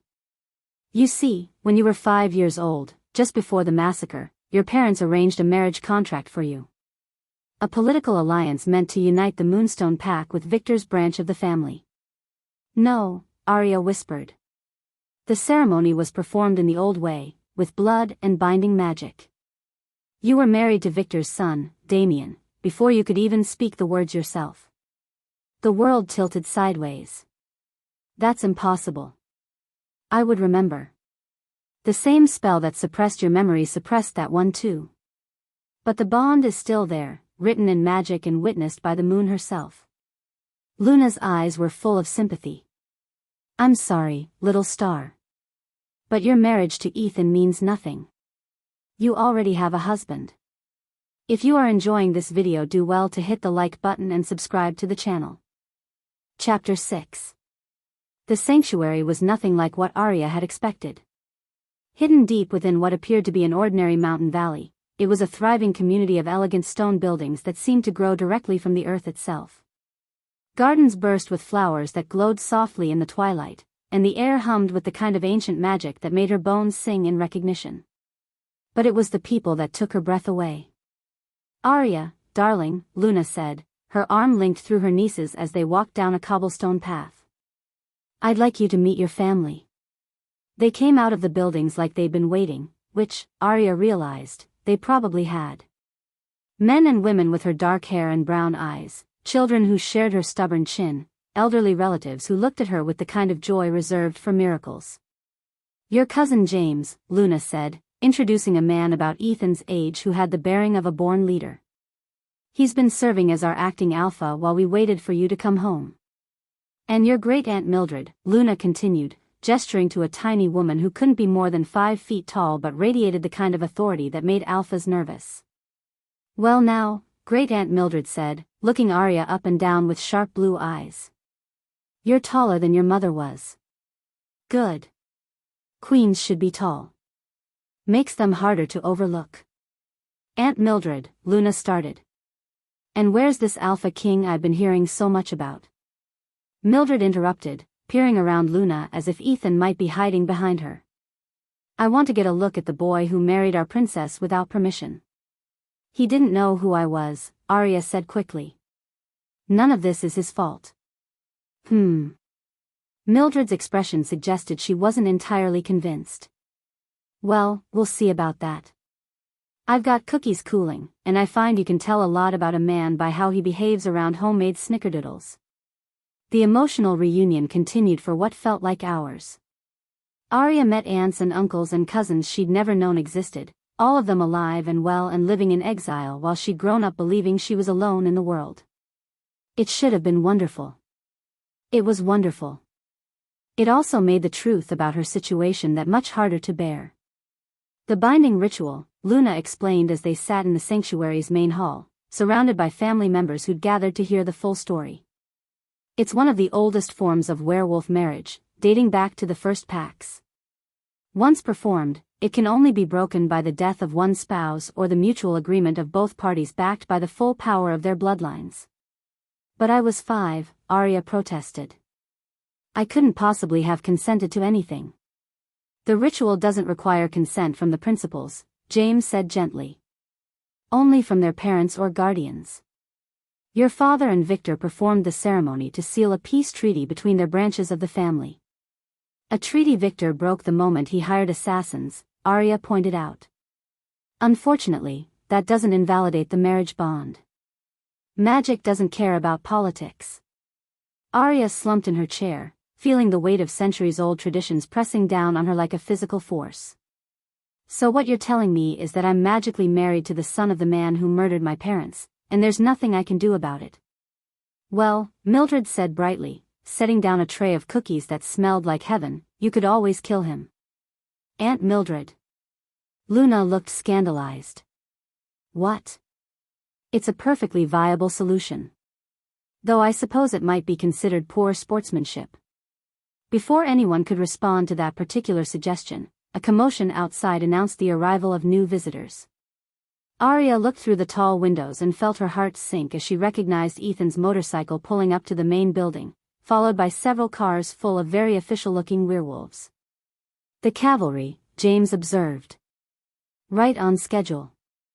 Ethan burst through the doors looking like he'd been through a blender. His hair was wild, his clothes were torn, and there was a desperate edge to his movements that spoke of someone who'd been searching frantically for hours. Aria, he said, relief flooding his voice as he spotted her across the room. Thank God. When you disappeared, I thought. He stopped mid-sentence as he took in the assembled Moonstone family, his expression shifting from relief to wary confusion. Your Majesty, Luna said formally, rising from her chair. Welcome to the Moonstone Sanctuary. I'm Luna Moonstone, Aria's aunt. Her dead aunt, Ethan said carefully. Only mostly dead. There's a difference. Mildred bustled over with her tray of cookies, looking Ethan up and down with the critical eye of someone evaluating livestock. So you're the boy who's been causing all the fuss.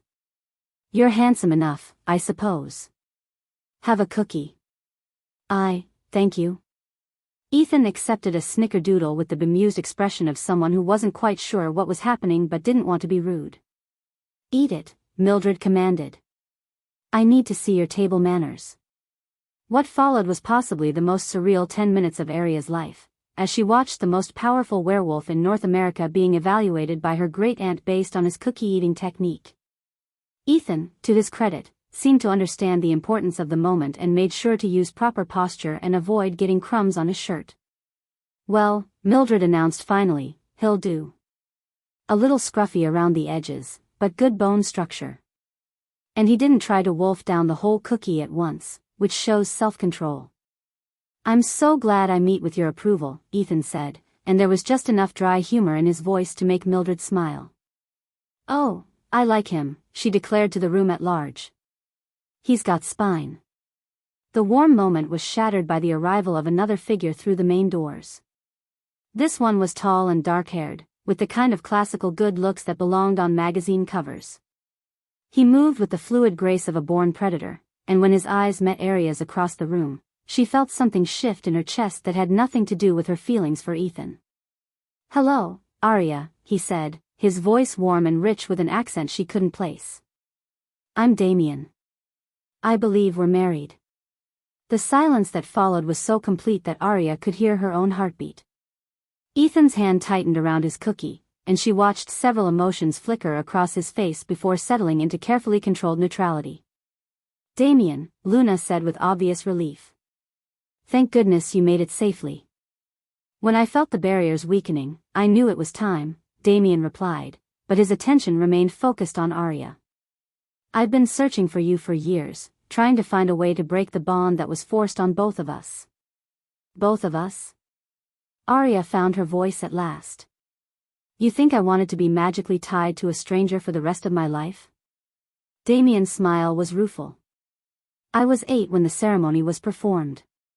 Old enough to understand what was happening, young enough to resent it. He moved closer, and Aria caught his scent, pine forests and winter air, not unlike Ethan's but wilder somehow, more primal. I've spent the last 17 years trying to find a way out of this arrangement, Damien continued. But the only solutions I've found are unpalatable. Such as? Ethan's voice was carefully controlled, but Aria could hear the steel underneath. Death, Damien said simply. His or mine. Those are the only ways to break a binding of this magnitude. Well, Mildred said cheerfully, that's what I suggested. Aunt Mildred, Luna said in exasperation, you can't solve every problem with murder. I don't see why not. It's efficient. Before the conversation could descend into a debate about the merits of homicide as a conflict resolution strategy, James cleared his throat. Perhaps we should focus on the more immediate crisis, he said diplomatically. Damien, what can you tell us about Victor's movements? Damien's expression darkened. He's been building an army for months. Rogues, discontented pack members, anyone willing to follow him in exchange for power or revenge. He's convinced them that the old ways are dead, that it's time for a new order. How many? Ethan asked. At least 200, possibly more.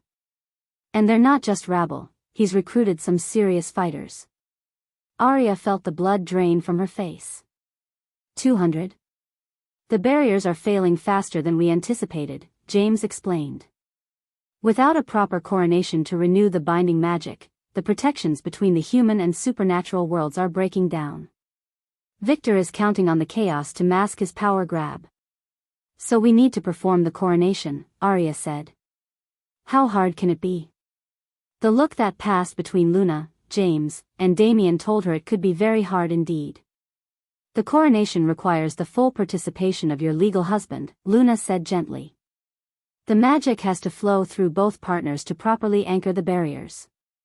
Aria looked between Ethan and Damien, understanding dawning with horrible clarity. You mean him? Damien. Not Ethan. I'm afraid so. The silence that followed was broken by Great Aunt Mildred clattering around in the kitchen area.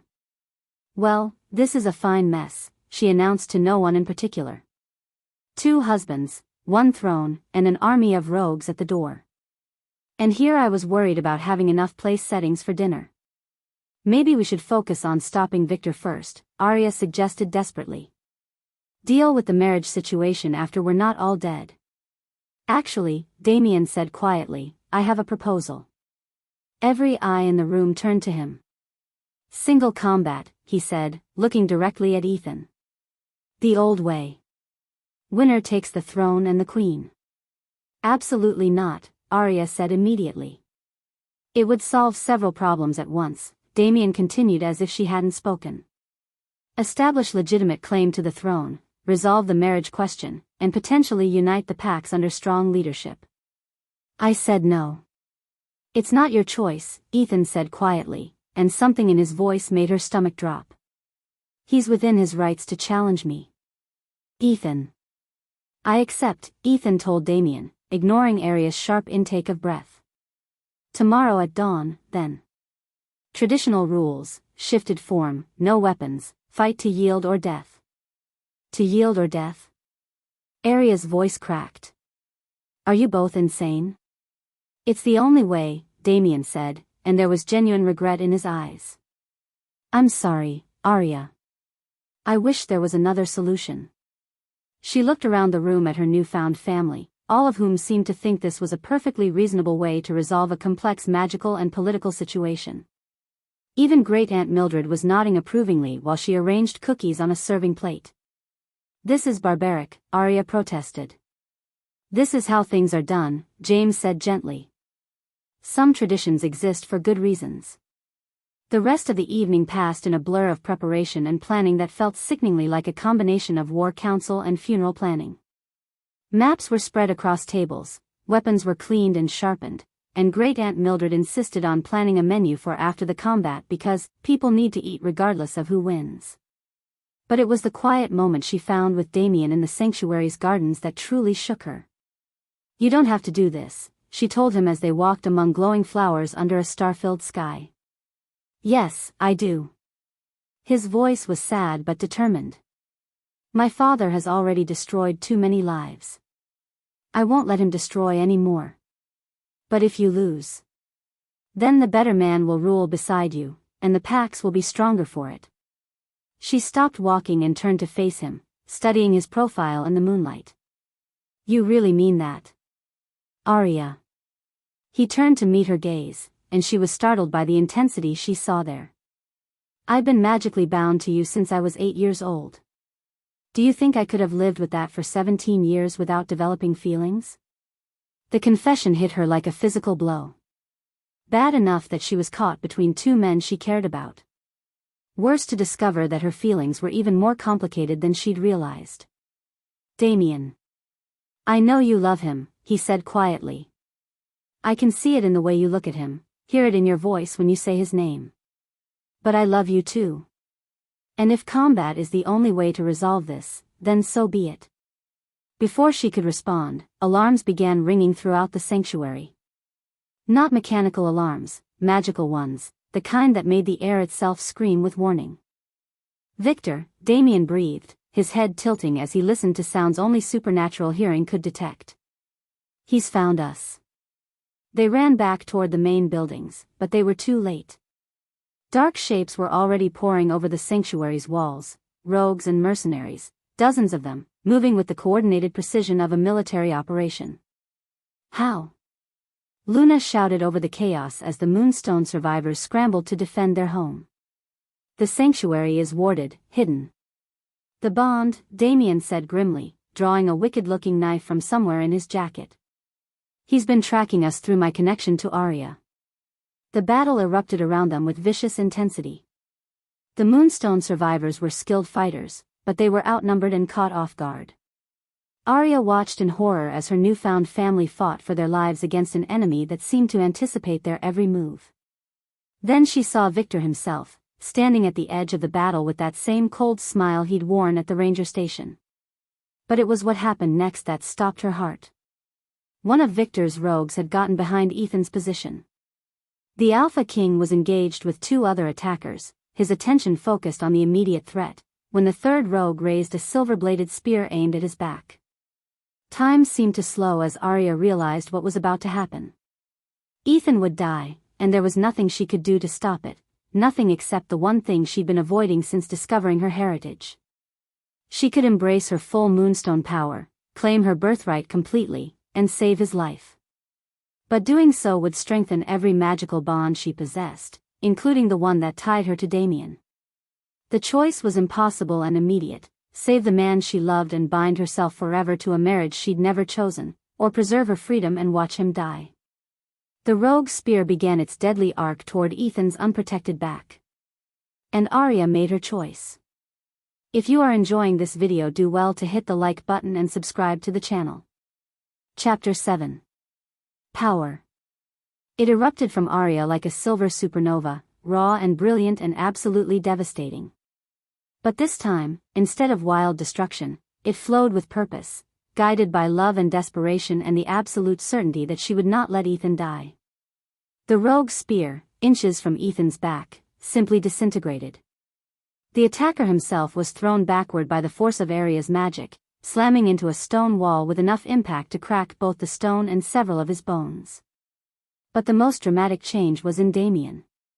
The moment Aria's full power awakened, their magical bond blazed to life like a live wire. He doubled over as if struck by lightning, then straightened with his eyes glowing silver white and strength radiating from him in waves. When 2 of Victor's mercenaries rushed him, he moved like liquid death, taking them down with an efficiency that was beautiful and terrifying to watch. Well, Great Aunt Mildred said conversationally, appearing beside Aria with her knitting needles dripping blood and 2 unconscious rogues at her feet. That's new. Aunt Mildred. Aria stared at the tiny woman in shock. How did you? Aluminum needles, dear. Much more effective than the old wooden ones. Mildred wiped the needles clean on her apron with the casual air of someone discussing the weather. Your great-uncle Herbert always said I was dangerous with pointy objects. Before Aria could process the image of her elderly aunt as a knitting needle assassin, Ethan was beside her, his eyes blazing with relief and something fiercer. That was incredibly stupid, he said, pulling her against him hard enough to steal her breath. You're welcome, she gasped against his chest. And incredibly brave. I couldn't let you die. Even if it meant, he glanced over at Damien, who was currently fighting 3 opponents at once and winning. Even if it meant strengthening the bond, Aria finished. I chose, Ethan. I chose to save you. Something shifted in his expression, surprise giving way to understanding, then to something that looked suspiciously like wonder. You chose, he repeated. I'll always choose you. The moment was interrupted by a roar of fury from across the courtyard. Victor had noticed the sudden turn in the battle, the way his forces were being systematically dismantled by the combination of Aria's power, Damien's enhanced abilities, and what appeared to be Great Aunt Mildred's unexpectedly lethal domestic skills. Enough. Victor's voice carried supernatural force, causing several fighters on both sides to stagger. You want to play with ancient magic, little princess? Let me show you what real power looks like.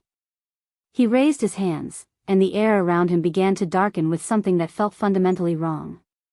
Not the clean, bright magic of the Moonstone lineage, but something twisted and hungry. Blood magic, Luna breathed from behind them. He's been dealing with necromancers. Can he do that?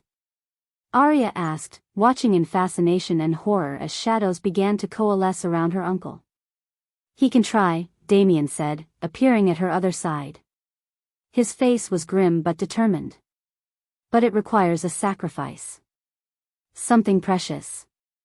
As if summoned by his words, Marcus stepped out from behind Victor.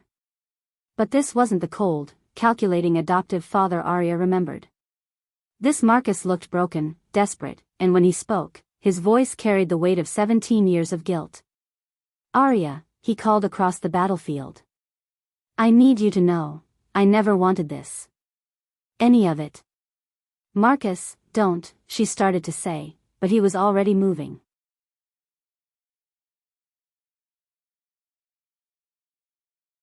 The silver knife appeared in his hand as if by magic, which, she realized, it probably was. He lunged not at Aria, but at Victor, the blade aimed at the heart of the man who had corrupted everything Marcus had ever tried to protect. Victor caught his wrist easily, his enhanced strength making Marcus's desperate attack look like a child's tantrum. Foolish, Marcus. But useful. The blood magic ritual that followed was swift and brutal. Marcus's scream echoed across the sanctuary for exactly 3 seconds before Victor silenced it forever, channeling his death into power that made the air itself scream. No. The cry was torn from Aria's throat, but it was too late. Marcus, her complicated, flawed, occasionally cruel adoptive father, was gone. One down, Victor said with satisfaction, dark energy swirling around him like a living storm. Now for the real prize. He gestured, and Aria felt something grab hold of her magic and try to yank it out of her like pulling teeth. The pain was indescribable, like having her soul torn apart thread by thread. The binding ritual of transference, Luna said in horror. He's trying to steal her power directly. Can he do that? Ethan demanded, his arm tightening around Aria as she fought against the magical assault. If he completes the ritual, yes. The power would transfer to him permanently. Damien stepped forward, his face set with grim determination. Not if I break the binding first. Damien, no, Aria gasped through the pain. The backlash will kill you. Maybe. But it will also free you from the bond and disrupt his ritual. He smiled at her with genuine warmth. It's been an honor being married to you, princess. Before anyone could stop him, he pressed his hands to his chest and spoke words in a language that predated written history. The magical bond between them, strengthened just minutes before by Aria's power surge, began to unravel like a rope under impossible tension. The backlash hit him like a physical blow, lifting him off his feet and slamming him to the ground with enough force to crack the stone beneath him. But it worked. Victor's ritual shattered like glass, the stolen power snapping back to Aria with painful intensity. Damien. She tried to go to him, but Ethan caught her arm. Victor first, he said grimly. Damien's tough, he'll hold on. Her uncle was staggering from the magical feedback, but he was far from defeated. Blood still dripped from the ritual knife, and his eyes held the kind of madness that came from sacrificing everything for power. "You think this changes anything?" he snarled. "I have been planning this for 20 years. 20 years of building alliances, gathering followers, learning the old magics. You are children playing with forces you cannot comprehend." "Maybe," Aria said, stepping forward. The pain from the interrupted ritual was fading, replaced by something much more dangerous: clarity. "But here's the thing about children, Uncle Victor." She raised her hand, and silver light began to gather around her fingers. "We don't know when to quit." The battle that followed was brief but spectacular. Victor threw everything he had at her: blood magic, shadow constructs, what appeared to be actual hellfire. Aria met each attack with the pure, clean power of her bloodline, but more than that, she fought with love. Love for the family she'd found, love for the man standing beside her, even love for the complicated, flawed people who had shaped her life. And love, it turned out, was much stronger than hate. "This is impossible," Victor gasped as his final attack was turned aside with almost casual ease. "I am the elder, the rightful heir." "You're a murderer and a coward," Aria said simply. "And honestly, Uncle Victor, you talk too much." She gestured, intending to bind him with silver light and end this once and for all. Instead, there was a small pop sound, and where Victor had been standing, a small gray hamster sat in a pile of expensive clothes. The sudden silence on the battlefield was deafening. "Did you just—" Ethan started. "I meant to imprison him," Aria said weakly. "You turned him into a hamster," Great Aunt Mildred observed with obvious delight. "Oh, I like that much better. Can we keep him in a cage?" The hamster that had been Victor made an indignant squeaking sound. "I think the magic interpreted make him small and harmless a bit too literally," Luna said, bending down to examine the tiny creature. "Still, it's quite effective." With their leader transformed into a household pet, Victor's remaining forces surrendered with remarkable speed. Some fled into the forest, others threw down their weapons and begged for mercy, and a few simply stood around looking confused about how their grand invasion had ended with a hamster. But Aria's attention was focused on Damien, who was still lying motionless where the magical backlash had thrown him. She knelt beside him, pressing her fingers to his throat and finding a pulse that was far too weak. "He's dying," she said, panic rising in her chest. "The bond breaking, it's killing him." Ethan knelt on Damien's other side, his expression grim but determined. "Then we don't let him die." "Ethan, what are you?" "Alpha King's prerogative," he said, placing his hands on Damien's chest. "I can share life force, but only with permission from both parties." "You don't have to." "Yes, I do." Ethan's eyes met hers across Damien's still form. "He saved you. That makes him worth saving." The life-sharing ritual was nothing like the destructive magic they'd been throwing around all evening. This was gentle, warm, like sunlight flowing from one person to another. Aria watched in wonder as color returned to Damien's face and his breathing steadied. When Damien's eyes finally opened, the first thing he saw was Ethan's face above him. "Well," he croaked, "this is awkward." "How do you feel?" Aria asked, relief flooding through her. "Like I got hit by a truck. But alive, which is more than I expected." He struggled to sit up, accepting Ethan's steadying hand with rueful grace. "Thank you. I know that couldn't have been easy." "You saved her," Ethan said simply. "That's what matters." Damien looked between them, and something that might have been sadness flickered across his features. "The bond is broken. You're free to marry whoever you choose." "Damien." "No, it's all right." He climbed to his feet with obvious effort. "I meant what I said before, I want you to be happy. And you're happy with him." It wasn't a question, but Aria nodded anyway. "Then that's settled." Damien's smile was genuine, if tired. "I think I'll travel for a while. See the world, maybe find my own true mate. Being magically married since childhood doesn't leave much time for dating." The aftermath of the battle passed in a blur of healing wounded, securing prisoners, and dealing with the various political ramifications of having turned a would-be usurper into a hamster.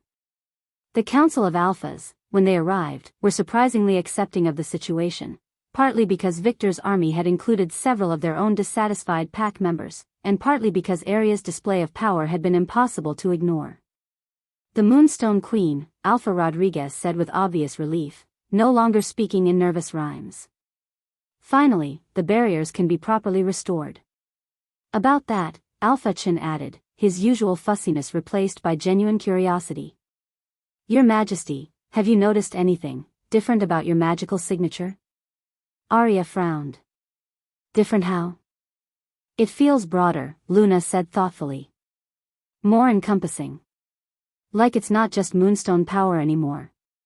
That was when Ethan went very still beside her. Ethan?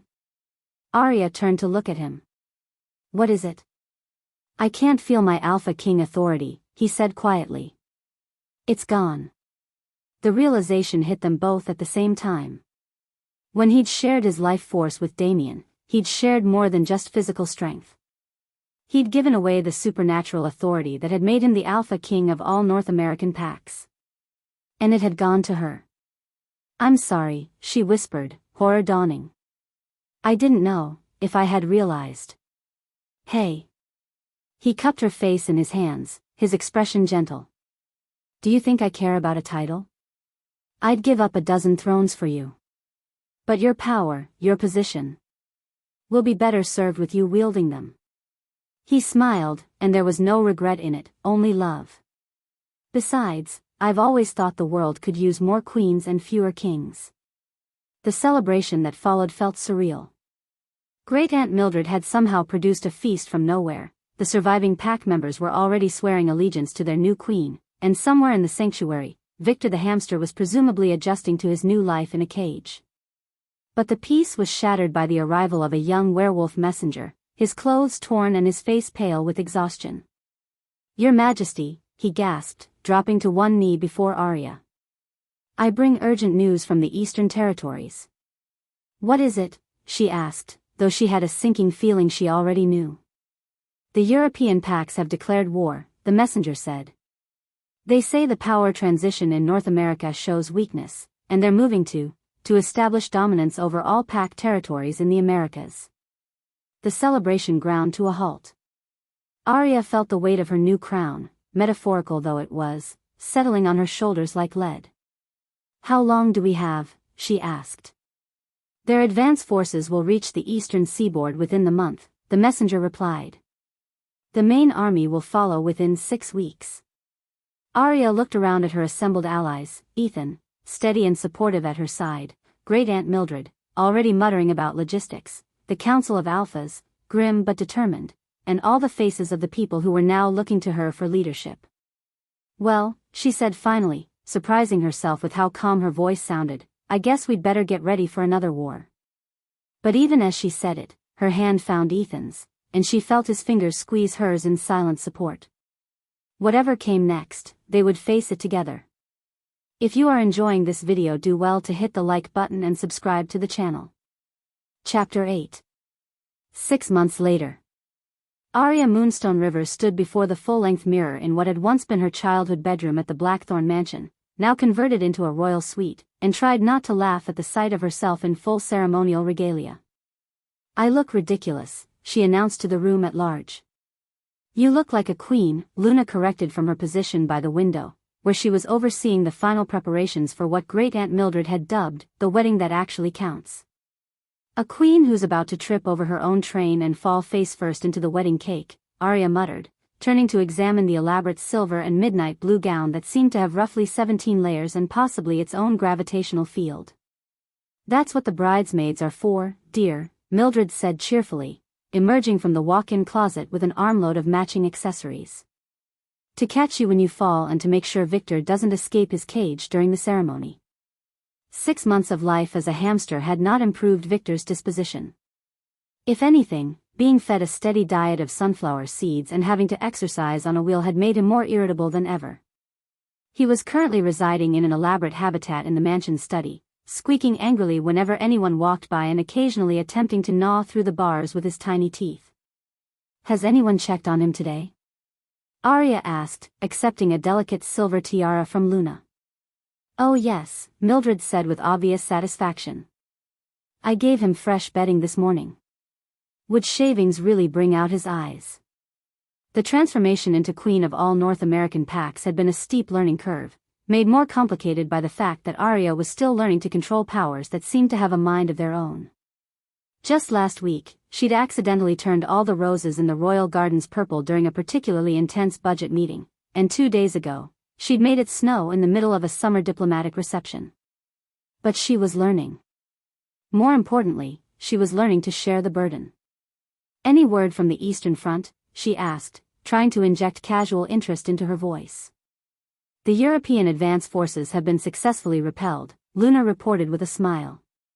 Apparently, Alpha Morrison's new pack alliances are working beautifully. Who knew that Canadians could be so strategically ruthless?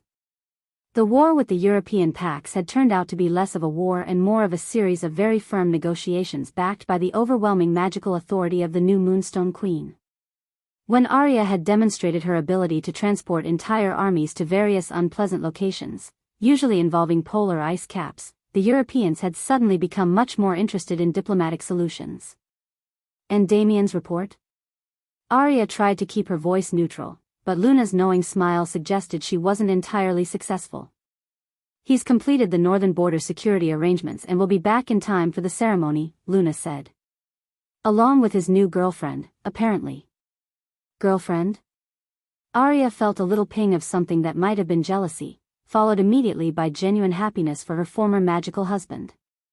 That's wonderful. What's she like? Canadian. Very tall. Excellent with logistics, according to his last letter. Luna's eyes twinkled. He says she keeps him organized and makes excellent pancakes. Before Aria could respond to that particular detail, a commotion in the hallway announced the arrival of her other bridesmaids.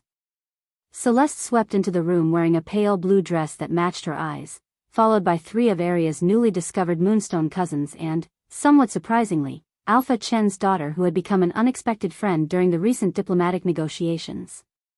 The men are getting restless, Celeste announced, settling onto the window seat with the practiced grace of someone who had attended approximately 400 society weddings. Ethan keeps checking his watch, and Great-Uncle James is threatening to start the ceremony without you if you don't come down soon. Uncle James doesn't have that authority, Aria pointed out. Try telling him that. He's been practicing his officiating voice all morning. Aria smiled, thinking of the uncle she'd thought was dead for 17 years who had stepped seamlessly into the role of family patriarch and royal advisor. The Moonstone survivors had adapted to their new lives with remarkable resilience, though they all agreed that having a proper home again was worth celebrating with the biggest wedding the supernatural community had seen in decades. Are you nervous? Asked Rebecca, one of her Moonstone cousins, as she adjusted the flowers in Aria's hair. Terrified, Aria admitted. Not about marrying Ethan, that's the easy part. But about doing it in front of every alpha in North America while wearing a dress that could probably house a small family. The dress is traditional, Luna said diplomatically. The dress is architectural, Aria countered. I'm pretty sure it has load-bearing beams. A soft knock on the door interrupted their debate about structural integrity in formal wear. Come in, Aria called. To her surprise, it was Marcus's former beta, Harrison, looking uncomfortable but determined. He'd been one of the few Blackthorne pack members to survive the political upheaval following Marcus's death, mainly because he'd been genuinely ignorant of the conspiracy and had spent the last 6 months working tirelessly to prove his loyalty to the new regime. Your Majesty, he said formally, then paused and shook his head. I'm sorry. Aria. I still can't get used to the titles. Harrison, she said gently. What is it? I wanted to, before the ceremony. I needed to apologize. For how I treated you, and him, at your first wedding. I was wrong, and I'm sorry. The apology was simple and heartfelt, and Aria felt something she'd been carrying for months finally settle into peace. Apology accepted, she said. We all did what we thought was right with the information we had. Marcus. Harrison struggled with the words. At the end, he asked me to tell you something. If I ever got the chance. Aria's breath caught. What? He said to tell you that of all the things he'd done in his life, raising you was the one he was most proud of. Even if he'd failed you as a father, you'd succeeded in spite of him. The tears came without warning, and Aria was grateful for waterproof makeup as she processed the message from the complicated man who had shaped so much of her life. Thank you, she whispered. That means more than you know.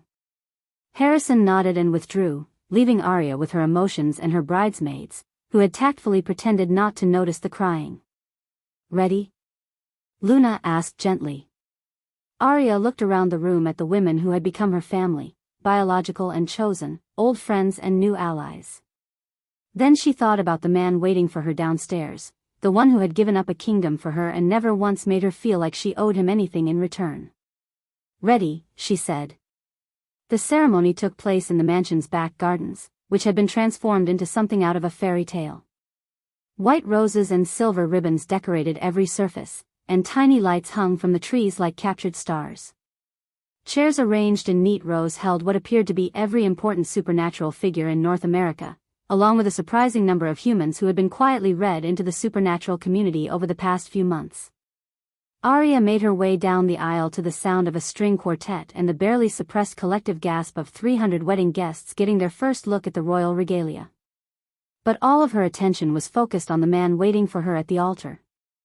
Ethan looked devastatingly handsome in formal black, his hair properly styled for once and his green eyes bright with emotion as he watched her approach.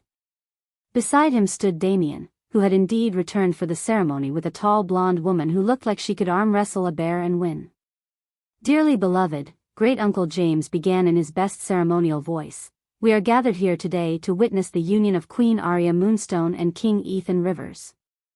The ceremony itself was a blur of ancient vows and modern promises, traditional werewolf binding rituals and personal touches that made it uniquely theirs. When Ethan slipped the ring onto her finger, the same ring he'd fumbled at their first wedding, his hand was perfectly steady. I, Ethan Rivers, take you, Aria Moonstone, to be my queen, my partner, and my love, he said, his voice carrying clearly across the assembled crowd. To have and to hold, through magical disasters and political crises, for better or worse but hopefully with fewer hamsters. The ripple of laughter that went through the audience was exactly what they both needed to break the solemnity of the moment. I, Aria Moonstone, take you, Ethan Rivers, to be my king, my partner, and my heart, she responded, surprised by how steady her own voice sounded. To have and to hold, through power struggles and supernatural wars, for richer or poorer but definitely with better communication this time.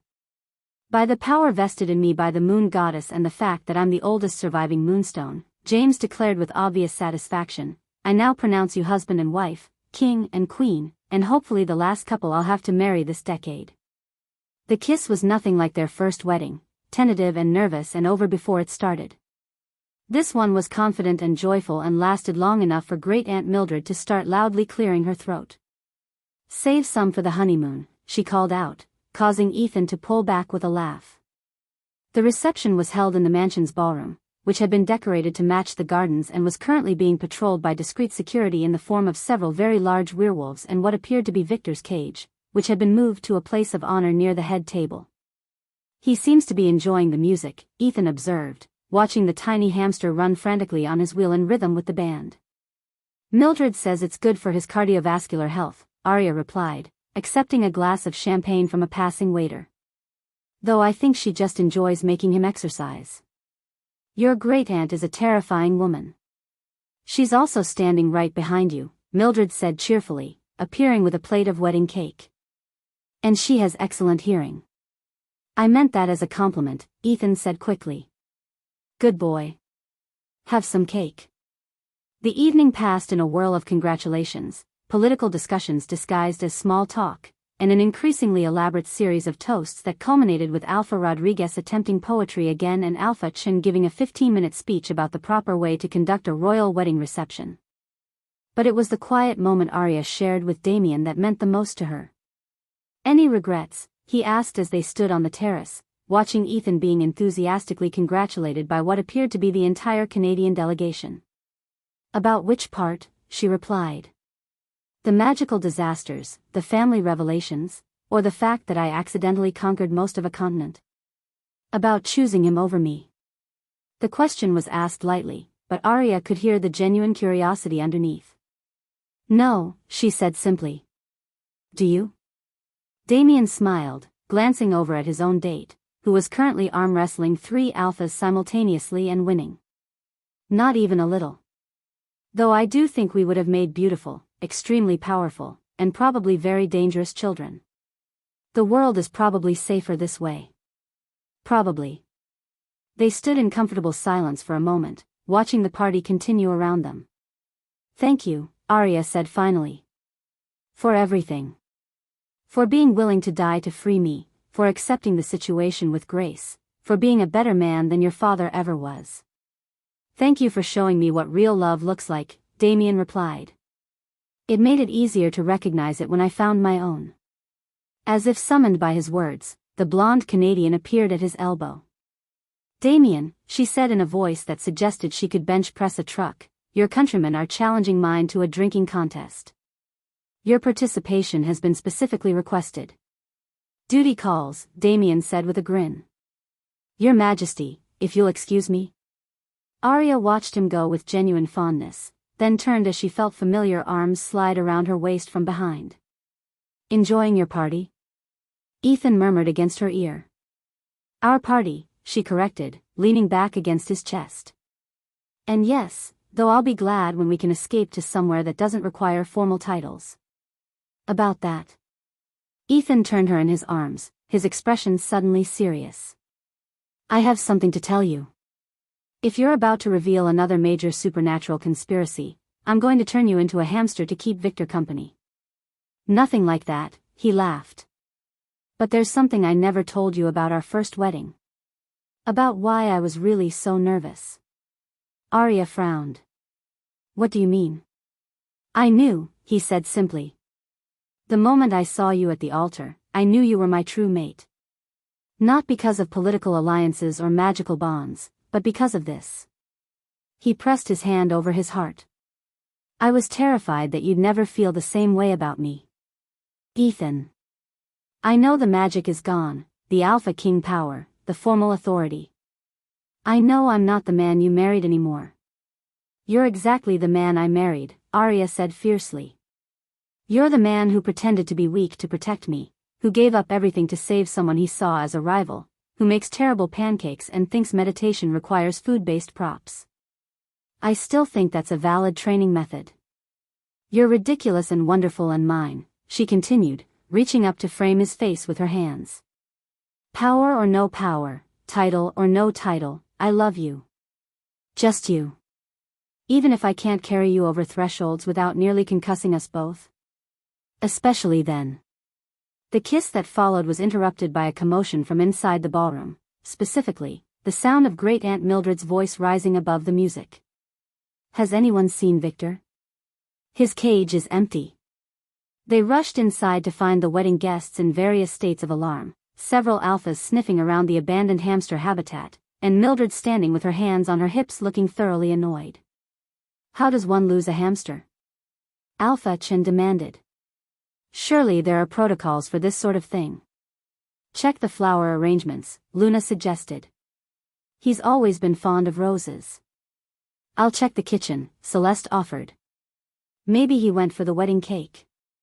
What followed was the most dignified hamster hunt in supernatural history, with kings and queens and alphas crawling around on their hands and knees peering under tables and behind curtains while maintaining perfect formal dignity. It was Ethan who finally found Victor, trapped inside a champagne flute that had apparently fallen over and rolled under the dessert table. Well, Aria said, looking down at her uncle, who was squeaking indignantly from his crystal prison, I suppose this is fitting. The man who wanted to steal a crown gets trapped by a champagne glass. Should we let him out? Ethan asked. In a minute, Aria said. Let him think about his life choices first. The hamster rescue operation provided the perfect cue for the evening to wind down. Guests began saying their goodbyes, promising to keep in touch and offering various diplomatic agreements disguised as wedding gifts. Finally, it was just family remaining, Aria and Ethan, Luna and great-uncle James, Mildred, who was carefully returning Victor to his enhanced security habitat, and a few cousins who were helping with cleanup. "So," Luna said, settling into one of the comfortable chairs that had been brought in for the older guests, "what's next for the royal couple?" "A honeymoon," Aria said firmly. "Somewhere tropical with absolutely no supernatural politics and definitely no hamsters." "What about the European situation?" James asked. "The diplomatic negotiations can wait 2 weeks," Aria said with the authority of someone who had recently conquered most of a continent. "I'm taking my husband somewhere with beaches and room service and no one who wants to discuss trade agreements." "Hawaii's nice this time of year," Mildred suggested. "Though you'll want to be careful about the volcanic activity. Moonstone power and lava don't always mix well." "We'll risk it," Ethan said, pulling Aria closer. "Though we should probably warn the local authorities that we're coming." "Why?" "Because the last time you got really relaxed, you accidentally made it snow in July and turned all the ice cream in a 50-mile radius purple." "That was one time. It was 3 times. And the purple ice cream actually tasted better."